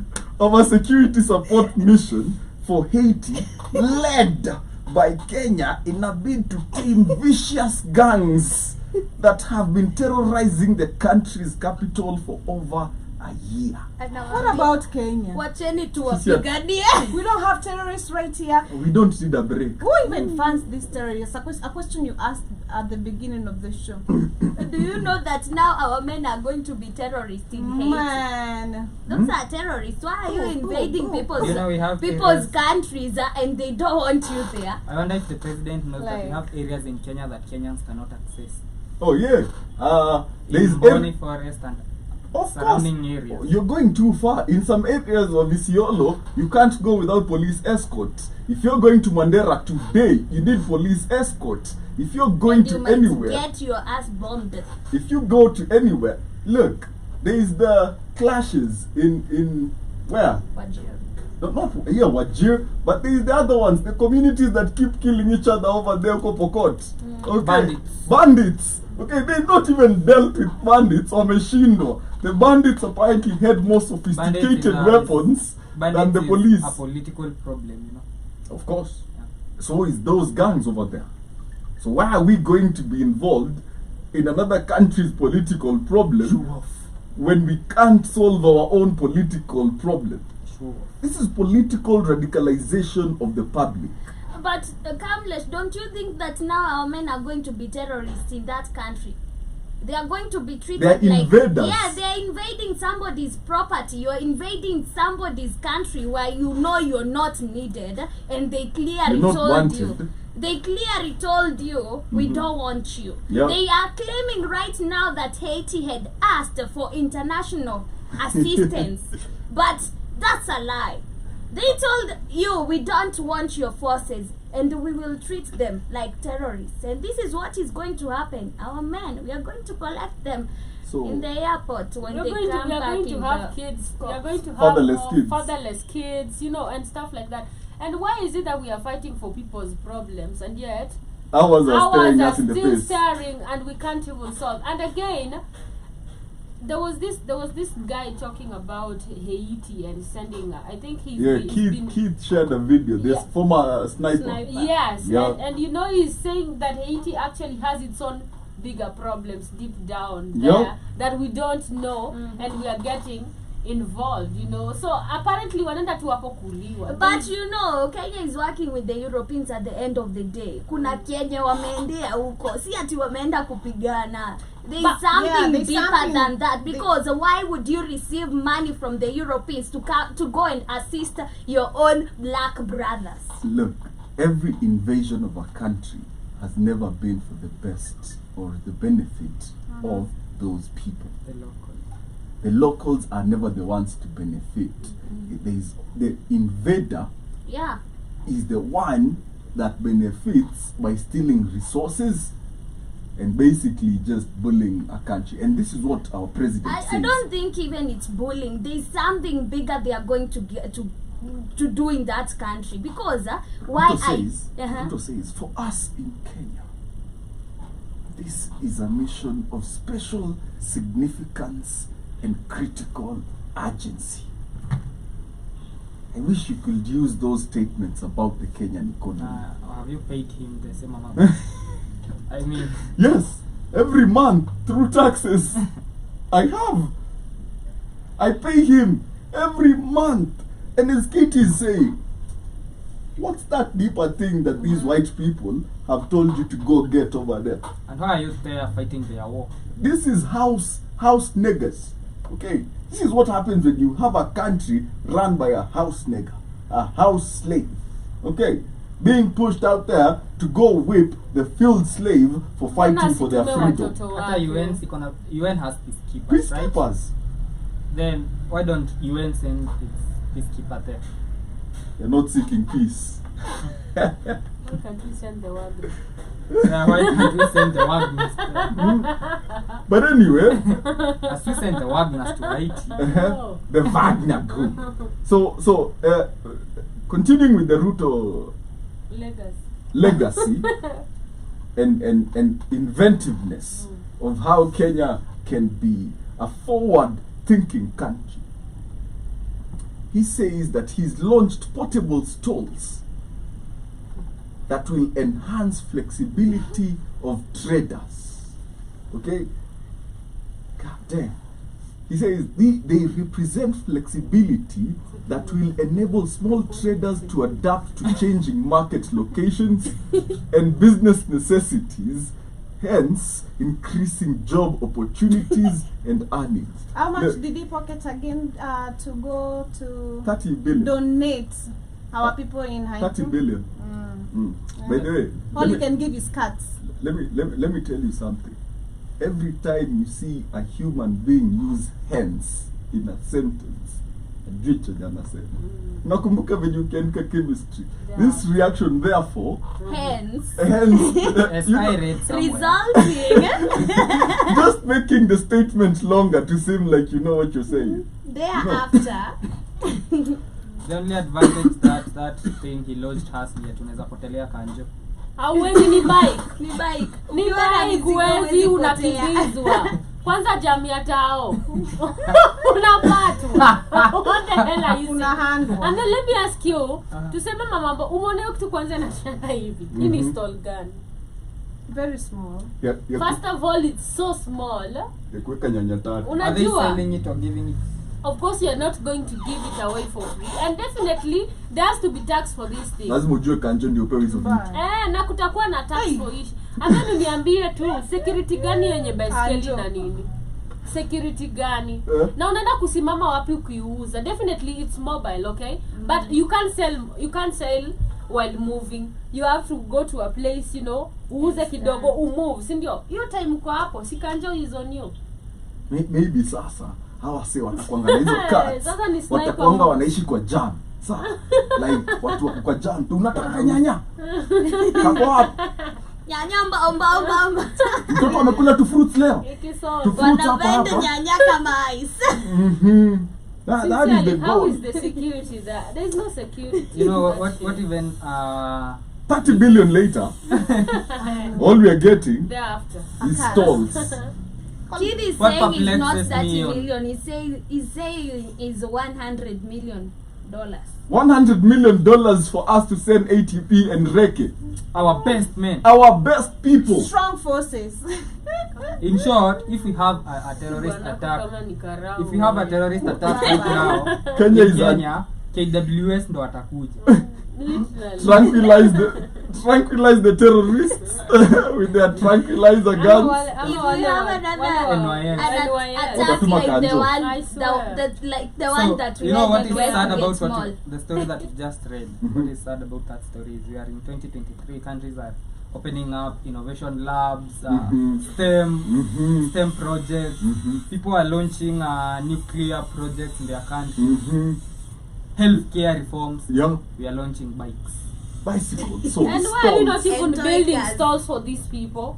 Yenye ikue yenye sasa kila mtu anapata. She said we kisi don't yake. have enough market rooms for all of them, so they Yes. have to be mobile. No, he says they reflect. Oh, we don't have market rooms. Skia. What, as per the president's remarks, Okay. these flexible trading platforms will enable small traders to adapt to a changing market location and business necessity. As in, atukujengei soko, tafuta soko kwenye iko. Manze. Sawa. Kanjo akikushika. Fuata soko kaka. Na Ndugu. ujue kanjo anaweza kuja na kunyang'anya hizo vitu bado. Na bado achukua di bike. Wataichukua. You have to chase them Na again. pia hii bike unajua ulichukua maybe on Oh loan. my god. You bike Ama pia unalipa si tax. Si bure. Sasa unaenda kulipia bike. Hiyo bike ni ya watu. Umesikia nani amekupea? Nani amepewa? Donation. bure. We talked about But donation. wangezifanya in Kenya wangezifanya bure, ungepatana na msee akienda nayo job. Listen. Eh. But at Lakini least nikuulize baiskeli surely hata si mtu akikimbia anashinda baiskeli. lakini Ulize bike. lakini si at least we hope Alafu na unajua na kazi ile baiskeli za ushago. Si ndio ni Blackie? Hata si ni Mamba. exactly. Si Ni hata Blackie. tuko tunaziita jina fulani. Unajua boda. No, the small Ni Black Black Mamba. Mamba. guy, mimi si tuko tunaziita hivyo. Alright. But imagine how slow. Unajua it's not a mountain bike. You can't go fast. Si ni ile and then since it has something that is huge on the back, lazima ibaki kwa jam. So si kama hata nduthi yenye itaepa jam. Zile maochi wanatumia. Exactly. Ile awanja. Ngoja mama wa soko kumbe amekwama kwa matope. Hakuna nyanya. Amekwama Umoja Road. Man. Umoja Road na barabara. We have to do better. Usianze to get personal. Mama mboga kwaka anakujia nini kwetu? Mama mboga uishi Umoja Road amekwama huko. Yeah, but we have to do better. As a country, look. Thank you for the amazing project, Mr. President. But hata ungetupatia boda. Man, You kama can do- zile van. He brought Ama electric vans. bikes. Si sasa hizo angepeana hizo sasa. Aambie watu hizi watu wanachukua na loan ya 5k na wanalipa 20k polepole. Hizi You know. zako tu, hizi mabike zako wewe zipandishe ndege na watu wa Haiti. Kaidi. Ziende huko wakaretain Nenda huko. zikapiganie. But anyway, let's just hope we get to see these bikes in action, and like the tablets that we were promised by the previous regime. Nothing they're gonna The help. tablets were being used in Uganda. Oh, Being yes. sold. Yeah, they were being sold in Uganda. They were donated. Kwa ushago unapatanga wakiwatch nazo DJ Afro. They were donated to schools without electricity. Yes. Mhm. And sometimes I feel like this government is actually very disruptive. Inapenda sana kudistract watu. Unajua? Nakwambia achana na hiyo. Sasa You know the nimewaletea rules of baiskeli. magic. Nimewaletea achana na hii kuna baiskeli, unajua? You know the I rules. know. Achana na hii there is this new one. ATM ya salad. Unajua there is a new one, and then we have bigger problems to face, and then you are trying to show people that you're really working or Theatrics. unajua taking care of people's needs, but in the real sense the problems down here ni bigi sana kushinda whatever you bring to the table. And then the dumb people Believe it. believe it and see, oh ametuletea baiskeli, oh ametufanya hivi. I think But- wanapanga like nyi bakini hapo mkiongea tukisonganga. The rules of magic achana na dictate jana this. kuna hii mpya Ndio, leo. like, The rules of kuna- magic dictate I will distract you here as I perform here. Okay. Literally that is So, what it's By the time doing. I'm done here. Look, voila. Uh-huh. Look, magic. Magic. Harry Potter You right forget here. about the economy. Yeah. But anyway, as we move I on, feel like magicians are time travelers. no, they're Magicians just are good at rude. distracting you. Magicians are rude. They are time travelers. Where? Which ones? There is no such thing as magic, There man. is magic. What? Magic is real. Uliona They're wapi? just good actors. Kwani amko nao wenye wameshikwa na nyuki? Magic is Hiyo real. ni uchawi. Hiyo si Sasa ukiishi magic. na nyuki. Usishikwe na nyuki. Utakula You sana. guys though, there's magic. Where? But it's not like it's just that you're able to use your powers Mroge na bi. and manipulate time. Umwone na nyuki kwa Wakitui. uso. Wakitui.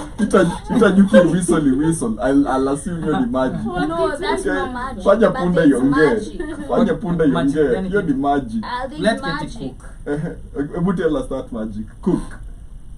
Heisenberg. I can give you an example, but I don't remember the name. You see this paper? We will explain to you what was done. Yes. I can make it light. Yeah. I'm joking, but haven't you seen the magicians who maybe Rifanya Yubi and then They are called acts. Igeuka into wine. that is not art. You guys, there's magic. I wish I lived in the world you live in. No, magic exists. Seems like the bunnies in your world No, talk but too. I feel like you guys, you think it's art. Are you a Disney character? No, you guys, let me tell you. You know what I think, and why I'm saying magicians Exists. are time Time- travelers. okay. They are able to, like, they work fast in time. More wako ahead of time. Like venye wako hapa hivi, like Yako wow. kesho. Yako kesho. Yeah, but One these indication. people, yeah, they are able to manipulate time. Mm. Yeah, and that is why they, unaona when you umesema he's distracting you. The more you're getting distracted, yako the other minute he's doing something, ndio ukitani hivi, it's already So in happening. short, what are you saying? Ruto is a magician. No, I was not talking about He fruit. went to I was Hogwarts, talking about magic. School of Wizard. But He anyway. who shall not be named. Yep. Man, as we continue, still sadly in Kenya, this is not fun. Magic in its work. Magic Well, Spenga. listen. Well, see, aina wenga pale. Aina Ducati yellow. Anyways, getting to serious matters. This is not fun, but it might be magic.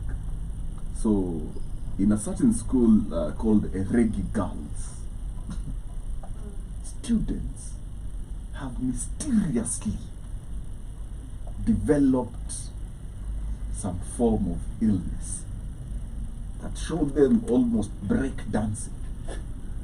Or is it paralyzed? Or so the story goes, at least 60 It's students. paralyzed, Kamlesh. What the hell is wrong with Well, they might be Chris Browns. At least 60 students from Eregi Girls High School have been admitted in various hospitals in Kakamega County over a sudden. That was a joke. I hope you get it. Yeah. Over a sudden, yet officially undisclosed illness. A number of the admitted students say they are unable to stand due to weak joints, even though they feel no pain. Primary examination on another set of girls revealed they had lost fluid, mostly through diarrhea. Okay, this is a developing story, and it will be updated as we get verified information. It's mysterious, okay? On that, it can either be true. Magical. Ignore the magical part. No, stop attacking me. My opinion on this, I think it's mass hysteria. Okay. Okay. So you know hysteria. Yeah. That is where One thing happens and everybody has it. probably out of fatigue, kusubuliwa, kushinda wakiombeshwa siku nzima. Because there is no any other explanation. Yeah. I also Unless you want to go I also unless you want wanted to say- unless you want Money has got it now. unless you want to take the spiritual path. Ni wachani. Walitusi mkisi. Fine. You see, that is why I say they're breakdancing. You know, because but on examination they've lost fluids in their joints, which shows why their knees are going wobbly. So let me ask this before we Wamezeka instant. we even get to Katie and Job. Yeah. Do you believe there is a spiritual part of life? Can it be something spiritual? No. Alright. That is not No. spirituality. Asking if That is- of course there's a spiritual end to life, but is this Because incident this debate spiritual? is taking two sides. There are people who are saying Mashetani. Mashetani.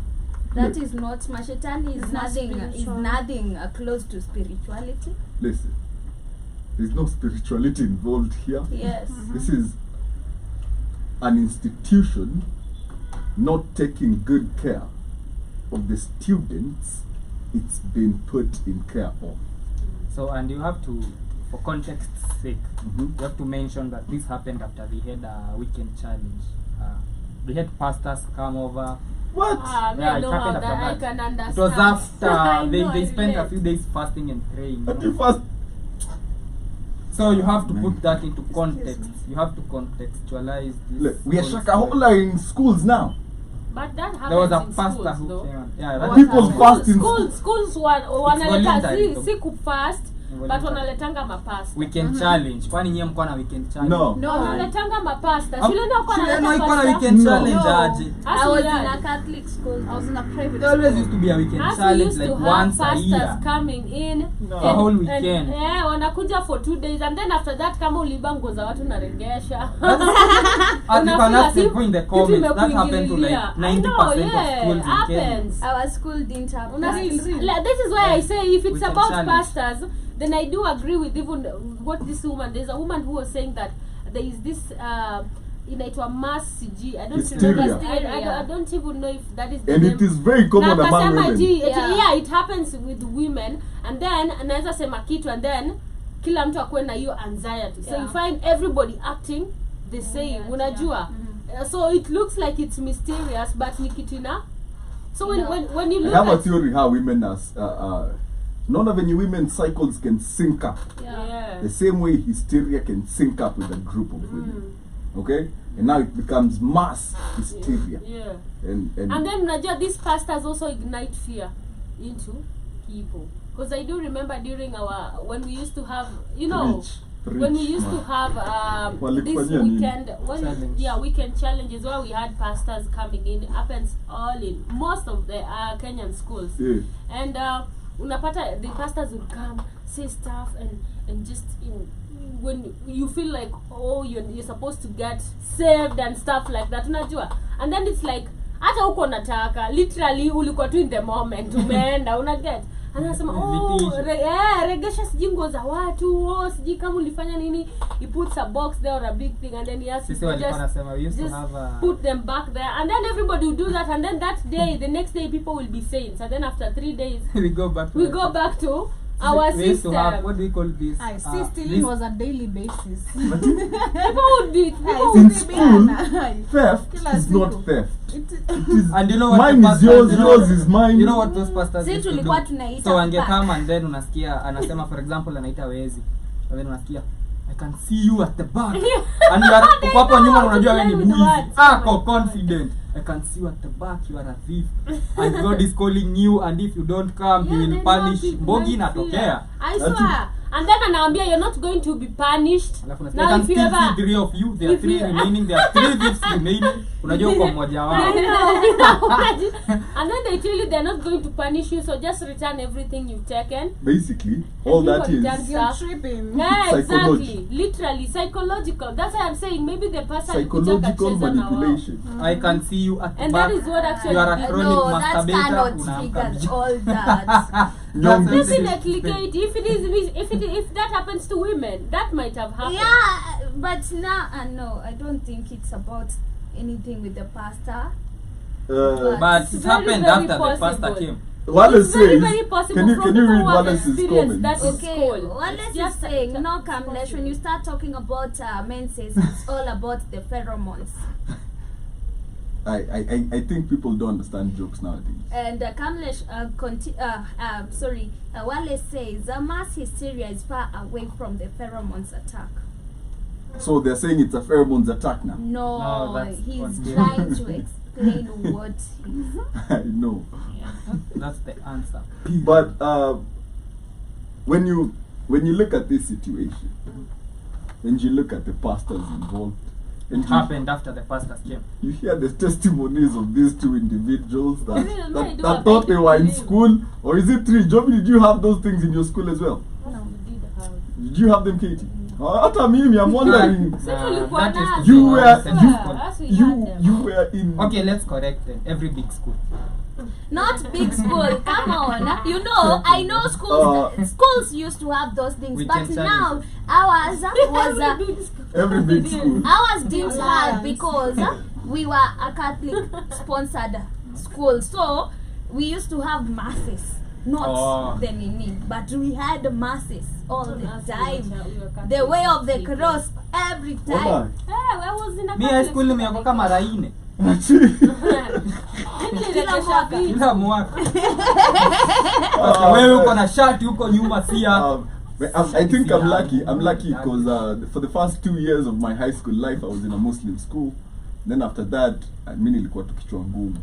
So the school I transferred to, I registered as Muslim, so I never had to go for church. So on Sundays I'd sleep in, and on Friday afternoons I'd say I'm praying and I'd go to sleep. Yeah, and then when Ramadan would come in, I'd actually fast and they'd give me good food. Watu wakiwa daro, you know, good times. Alhamdulillah. Manzi. You know, but yeah, I don't relate to.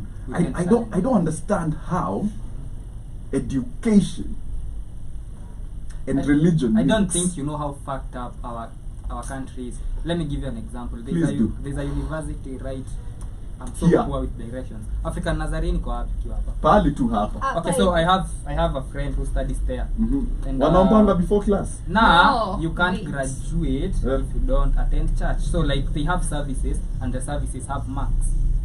So you might be studying engineering Even and Catholic. fail Even to Catholic. graduate No. because No. you didn't go to No. church. No, that is a serious university. Let me tell you, That's what I'm talking about. they No, are where- very where? serious. That They is are a very psycho- serious with church. That is a That But is they not go, a but lie. you They are won't. very, very serious with church. Hautakatazwa so Yes. you graduate Hapana, because not of not graduating, attending. but I'm saying You with see the SDA? religion. No, we are talking Yeah, so about a so that's different your case. shule. Is that They one not SDA? African Nazarene? No, No. it's Nazarene. Catholic is It has also something to do serious with with Nazarene. church. So they actually But- have assignments. They have a common, whatever course you are reading, they have a common unit called the Old Testament. You have to pass that, whether you are an engineer. And then every week they are given Bible assignments. If Yeah. you don't submit them, you are not graduating. Is it So you'll find something Even like Baraton. explain the call of Oh yeah. Abraham. And Even Baraton As an was like engineering that. student, why fun do I have fact, to know? Marathon Even has the Marathon. highest rate of HIV infections of any university in Even Kenya. Baraton is like that. So when you talk about brainwashing It has in the high highest. school, Yes, rate of HIV infections. But imagine it's crazy umeenda kusoma Engineering. engineering, but you have to study the bro, si kujua Bible. call of Moses sasa na You see on graduate. Sundays, What is call of on Moses? Sundays you Moses was see cool. people from Nazarene Yeah, wametembea na yeah. two bags. Unajua wanaishi huku hivi. Na you have to go to Wametembea church. na two bags. Unaenda wapi? Shule. Kanisa. Kuna nini? Kanisa. Kuna sign, you are signing, kuna signing sheet kwa kanisa. And you are going to miss marks. That is continuation But of Nazarene is slavery. not something No, African. exactly. No. Actually, That is slavery. Like That is the continuation Jehovah of- Witness that is version continuation of school. slavery. Yeah, it is. And the job is right Actually, because if you go to African Nazarene, Sindio like nasema 80% it's like a of the version of students Jehovah are Let's have white. one Witness. conversation. Skia. Huh? If you go to African Nazarene, 80% of the students are white. Yeah. 80% More than of 8. Yeah. More than What? 80% Yeah. of the students are white. It's not actually even the nini. It's like a version of Jehovah Witness. You see how? Yeah. Ah. I swear. Look, just do this. When they knock at your door, don't open. Of course. Yeah. So I even able to own Africans Oh, Nazarene. man, shout out to Yeah, Africans. I was with this brother and he does, this friend of mine and he does engineering and he was studying for Old Testament and I was like, bro. Kwa nini Ati kesho niko na sijaribu? exam ya Old Testament. How? You know, the problem is also our these puppets. How do you allow this kind of institutes to be running in Africa? But he Not said even they're that, private. Joby. Yes, The that government number one. first And is number two, religious. Yeah, that's number it's two. not. It's faking. No, number two, look, this is where I agree with some studies that came out that said Kenyan institutions teach or produce substandard graduates. Because you're out there studying engineering instead of being at the forefront of groundbreaking information, you're studying Old Testament. Biblical. Why does The a mechanic dimensions of the ark. The why Bible- does a mechanical engineer need to know about the burning bush? Well, it depends with the time of day. Excuse me. If it is dog. 20 minutes past 4, you must know the burning bush. But Okay, the African Nazarene is actually owned by an international church Yeah. called Nazarene. and in your kanisa, Yes, Ni inakwambia kama it's like Baraton a SDA. it's like a Whose version mission? of each church inakwanga it's like a version of Jehovah Witness. Yeah. it's okay. Shout out to them. Shout out to African Why- Nazarene for why the is slavery. it called Africa? It's the It has wrong. so many branches in Africa. I don't care. Why Kuna Africa? ile ingine iko Because pale. Joby, the best way for me to Okay. control you is to tell you I'm one of you. This despots. Exactly. And Wale says also there is a difference between mass hysteria and female hysteria. Wow. You can tell us the difference, What Wale, is so you'll appreciate it. what is female hysteria if it's not the mass hysteria? Mass You ni can ya have men. mass female hysteria. Mass is not Yours is a on- special on, case. on sex. Syria Female is fears on women. sex. Huh? Yeah. Oh, gender. Yeah. Okay. Really? Gender is sex. Easy. Is it? Yes. No. It is Gender and sex are different. Very different. Okay, we move on. But that's true. You can Google. No, I don't want because The truth is the truth. no, sometimes hadi kwa documents unapatanga zimeandikwa sex, female, male. Look, just because it's in documents doesn't mean it's correct. I mean, the HR of that company might have studied African Nazarene, you know. So we don't blame them for not They being pay able. millions for school fees. Of course, you must pay to be enslaved. Yes, but as we get into the juice of it, with 10 minutes to go, let me talk about the insecurity in Africa. What do you understand by that, Shman? From what perspective? How can Africa protect itself? How can we create a secure continent from the insecurities that we currently suffer? To expound on the question, let me give you an example of a few countries in Africa that are going through some very, very insecure times. Number one, Kenya. From our pastors to Al-Shabaab to schools, it's a very insecure country. To our parents killing us, you know. But you're going to Haiti. To first even go to Haiti, that is Exactly. security, yeah. That is still insecurity of the Kenyans in Haiti. Yeah. They're just Kenyans that are not secure over there. But the thing is, we see Al-Shabaab attacking us to D2. We see them doing the thing in Garissa Mo University campus. We see them at Westgate. We see them all over Boni Forest. You get. We see them working in the DRC, terrorists. We see terrorists. What are the Nigerian ones called? Boko Haram. We see Boko Haram. We see the terrorist activity in the Sahel area, which is how many countries? Maybe. Burkina Faso, all those Benin, all those countries within that desert area. Okay, we see terrorist activities rising in Africa. We see Somalia not being able to stabilize itself since 1992 because of terrorist activity. First of all, my first question is this: who's funding these people? Before you get to the funding, you have to know they are strategic. These things are very strategic. you know. Okay. Al-Shabaab just doesn't wake up one day and decide to go When Kenya, born. you know. They're strategic and they do these things for a reason. For example, the day they attacked Westgate, they had to be a reason behind it. Thank you. They just didn't wake up and say, Exactly. not Burundi Westgate, you know. They have the capability. If Al-Shabaab wanted to be attacking Kenya every day, It they would. have the capability to do that Exactly. daily. Uh-huh.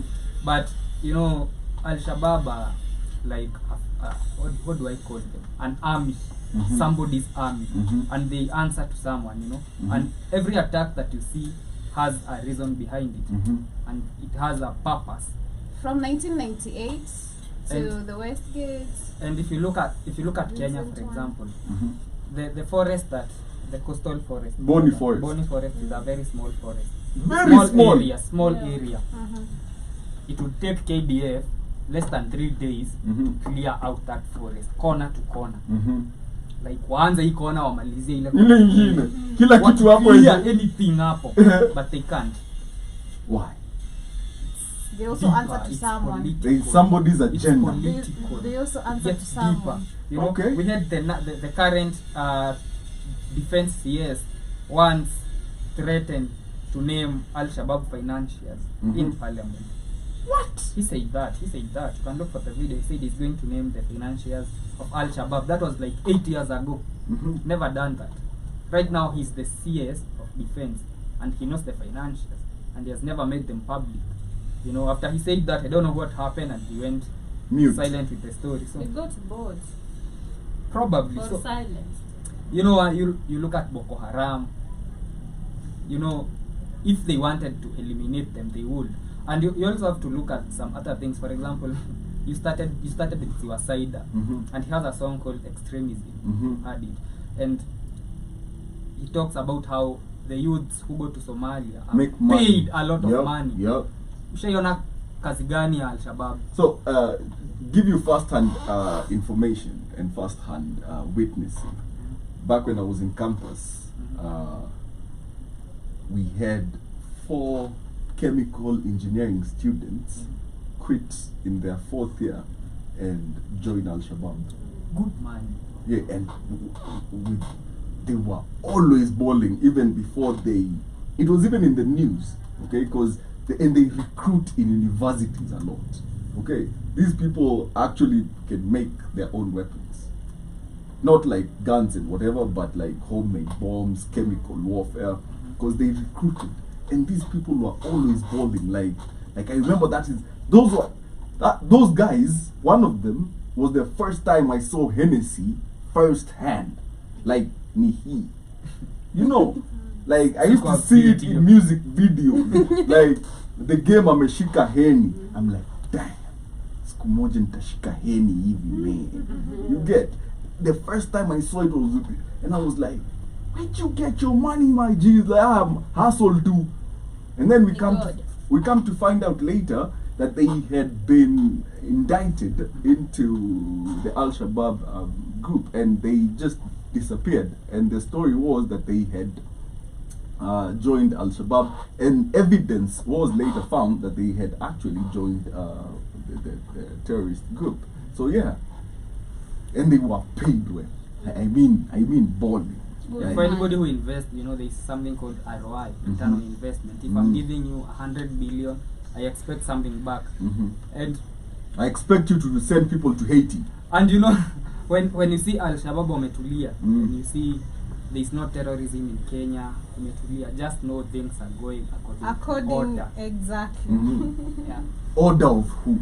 Order of the financial. And so what I was watching a certain video talking about which was reiterating Traore's speech to the UN, and in the speech he says that the tactics that are used to subjugate Africa are financing these organizations to destabilize countries, threatening leaders with an entire economies, with when the sanctions, threatening them with lack of aid, basically just bullying countries into submitting to what the white man wants.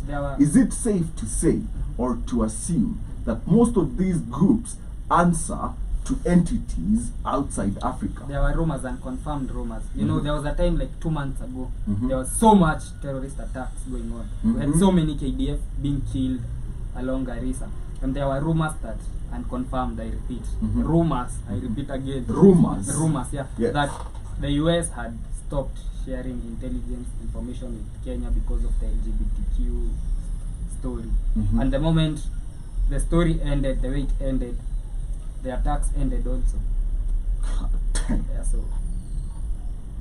so let's talk about the Sahel, because this is one of the richest parcels of land, and West Africa has been unable to contain. Is it West Africa? Where is the Sahel located, Gimore? Starting from Sudan upwards. That, because we see minerals, we see uranium being, it's like a belt. Yes. Where is Sudan from here? I'm so poor. We know. Where does the sun rise? East. Where is east? Never eat sukuma wiki. I can't tell you. I don't. Yeah, but what we see, the usual direction we used to say never eat sukuma wiki, north, east, south, west. Hukwenda Alliance. Mambo ya Alliance hayo. Never eat sukuma wiki when you are Alliance. Yeah, nasema never eat sukuma wiki, na muulize sukuma wiki ama carrots. Yeah. And the Alliance. But we see the whole terrorist activity in the Sahel being crazy right now. Because the minute Niger, Burkina Faso, and Senegal, Senegal had Mali. The minute they declared independence from the French, the following week we had incels, terrorist groups taking videos in that region saying this is the safest place now, blah blah blah blah blah, and the government was denied the proper resources by the West, which is enshrined in the UN Charter that any member state shall be helped, or we will sell arms to you to defend yourself and your citizens. It's part of the agreement, right? But what did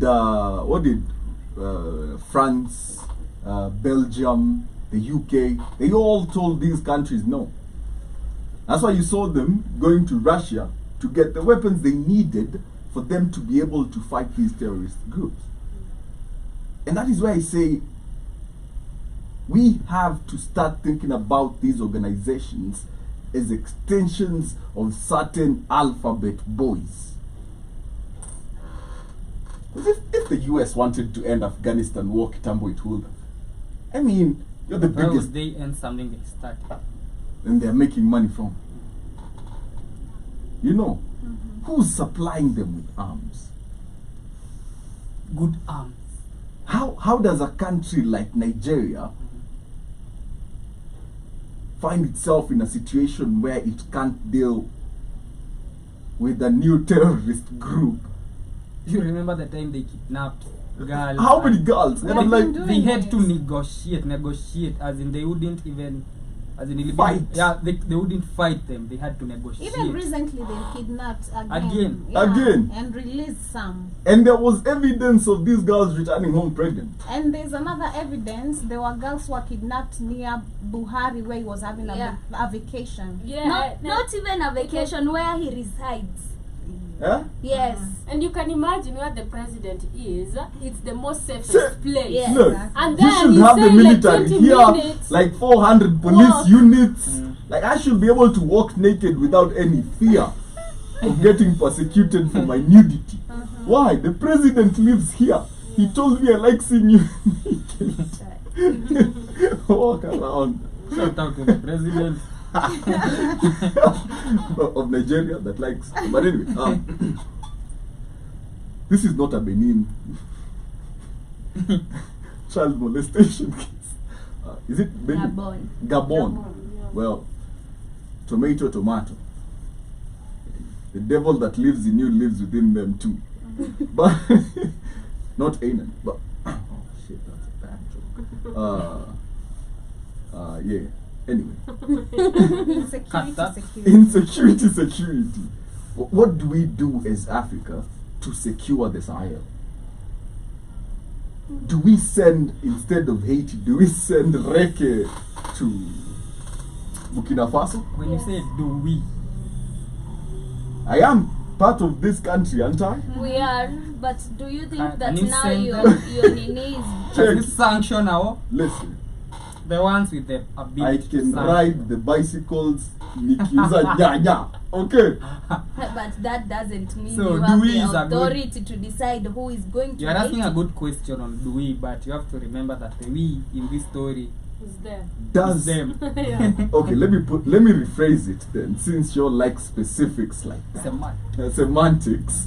Look, does the African Union or do I knew I'd get that Remove reaction. African Union. Does Africa. or do the African countries Yes. band together, okay, and have their governments send respective security forces to enforce security in the Sahel region? Yes. They should. Not only even in Sahel, we have a region like Tigray in Ethiopia that needs our protection. Ethiopian president is all those people are dummies. Yeah. Stupid.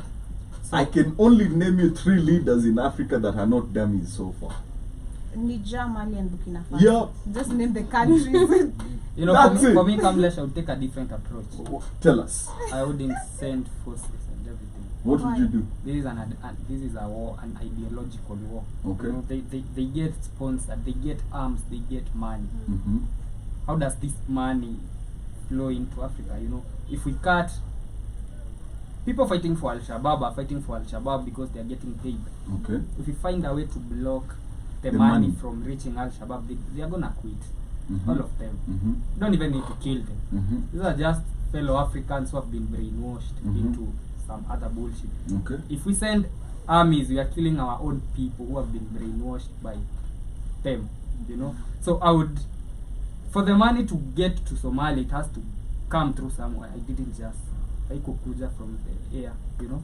Did you see the? So you stop, you block that, you block the arms and the money from reaching Boko Haram, from reaching Al-Shabaab, and then they'll just disperse by themselves. That's what I would do. Okay. Yeah. That's But a very. how do they reach these people without the government being involved? What do you mean the government is not involved? It is. So I'm thinking, who is going to stop the money? The same ones who are going to form the army to send. We are working in an ideal world that can never work. So we're just trying We to are just talking the we're just impossible. brainstorming. You know? There was a video. Discussing I'm the like, who is impossible. going to do this? Nobody will. There was a video of some South Sudanese guy that was explaining international money laundering. He was saying he's worth 60 billion, but he can't be listed on Forbes. And he was telling a story about how he was in Uganda. That's where Entebbe is, right? Yeah. And he was arrested with billions of dollars. Right? And all he did was give $1 million to a few people for the money he had to continue moving on. He didn't say arrested, by the way. He said his plane was detained. His plane. For some time. And then he was saying that is how money laundering happens. We move it and your leaders take a cut. So until your leaders Stop taking a cut. stop taking a cut, Did you watch the gold smuggling documentary? The party. educate us about It's the it. same thing you're talking about. Mhm. Yeah, they get gold, they smuggle it, they like our leaders facilitate all Our politicians. that. Our politicians facilitate all that, and they actually launder money, and they get the fake money. The worst thing is that now we, the ones who own the gold, end up getting the fake money. They send fake invoices to us. Haven't watched that Patney documentary, you should. You should. Mr. Black of Fire says it's the same trick. Create terrorists where you want to steal from. Just like Mozambique, they never had any terrorists until they found oil a few years ago. You know, basically what the US has been doing in the Middle East. And realize this, wherever the US goes, it never leaves.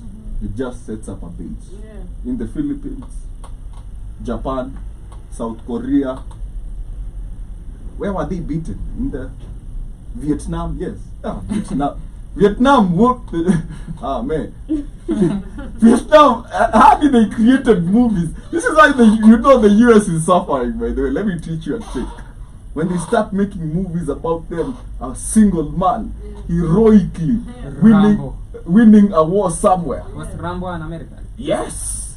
You know, one-man army with arrows, the old-fashioned way, taking out an army with explosive arrows. Karibu ikue aku and samurai jack hapo katikati. You know what I mean?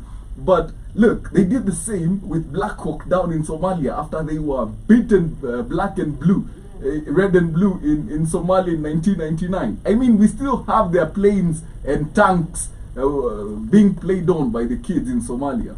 But this is something that we have to discuss, and I feel like we have to continue with this topic, especially the insecurity part of it, because the comedy that is this country took a lot of time to get through. But the comedic, Our presidents. yes, Mr. Katz. With the small Mr. Send you to Haiti real quick. Mr. Chukwai Baiko Kauze Jaja. Mr. Electric. Okay. Man. But anyway. Climate change. Mr. Taxman. Man. But anyway. You know, it's so funny that you say, man, the only country that needs a break right now is Haiti. Come on, give me a tax break for once. Damn, it's been a year, I'm dying. Eka subsidies kwa unga kidogo, return subsidies kwa mchele. Hadi hatuoni tukinunua gari. What do you mean gari? They introduced the wealth tax where you're going to be charged according to the capacity of the engine of your car. What? Yes. Nenda tunanunua baiskeli. We are Naona ameleta baiskeli, normalize. Normalize poverty. It is your. But anyway, thank you so much to everybody that tuned in from, what is his name? Wallace, to Jerome Mosquito, to Jibba Jabba, to Keith, and everybody, Dimore and his hilarious remarks on Anitoran Zakayo. Mmenigeuzia ngori. Siwendi kusilva tu. Mimi ndio mnageuzia ngori. At least anaweza. Nani ndo alimpasha? It was this one. Mnasemana sasa. Mimi sikuongea. Haukuwa. Sio mimi. But anyway, Shout out to Ruto. when you Leta me a tano. Look, yo, that is not a laughing Oh my laugh. god, that is a bad joke. A very bad joke. Unajua kuna mtu sahi ako na wobbly feet. Another bad joke. Dang. Thank you so much for joining us on Tubonge. To our international community, to those that might not have understood some of the Swahili that was purported on this show, we apologize. Do better. Get a kamusi, learn a few languages, and you can join us. We'd be so proud if we'd have black people in the US able to speak Swahili, you know. Just imagine that. If Somebody knows Woza. Manze, They I know was- the K word. I was so happy when Jerome Mosquito said, "Hey, Tubonge." I'm like, what? General Mosquito ndo tulipea kwa mfano Sofapaka. Yeah. Shout out to him. Yeah, anasemanga ujui sports. Sofapaka fan General right Mosquito. there. Jerome Mosquito anasemanga you don't know sports. Ali Emphasis. apologize. But anyway, thank you so much, everybody, for joining us. This has been Tubonge on the Black Hole Fire Network. You want to give closing remarks? Thank you for tuning in. See you tomorrow morning at 8 a.m. Much love, fam. Tuko heri. Yes, much love, family. You know the routine. So yeah. Much Thank you. love. See you tomorrow early in the morning. Kwaherini. Woza. We'll be back in the next few minutes with Demore with the Sports Arena Show, where we get to discuss the B team that Manchester United took last night from a Turkish club. I know that is Kichapo hurting you cha saying unga. Congo ball. Ring that bell as you get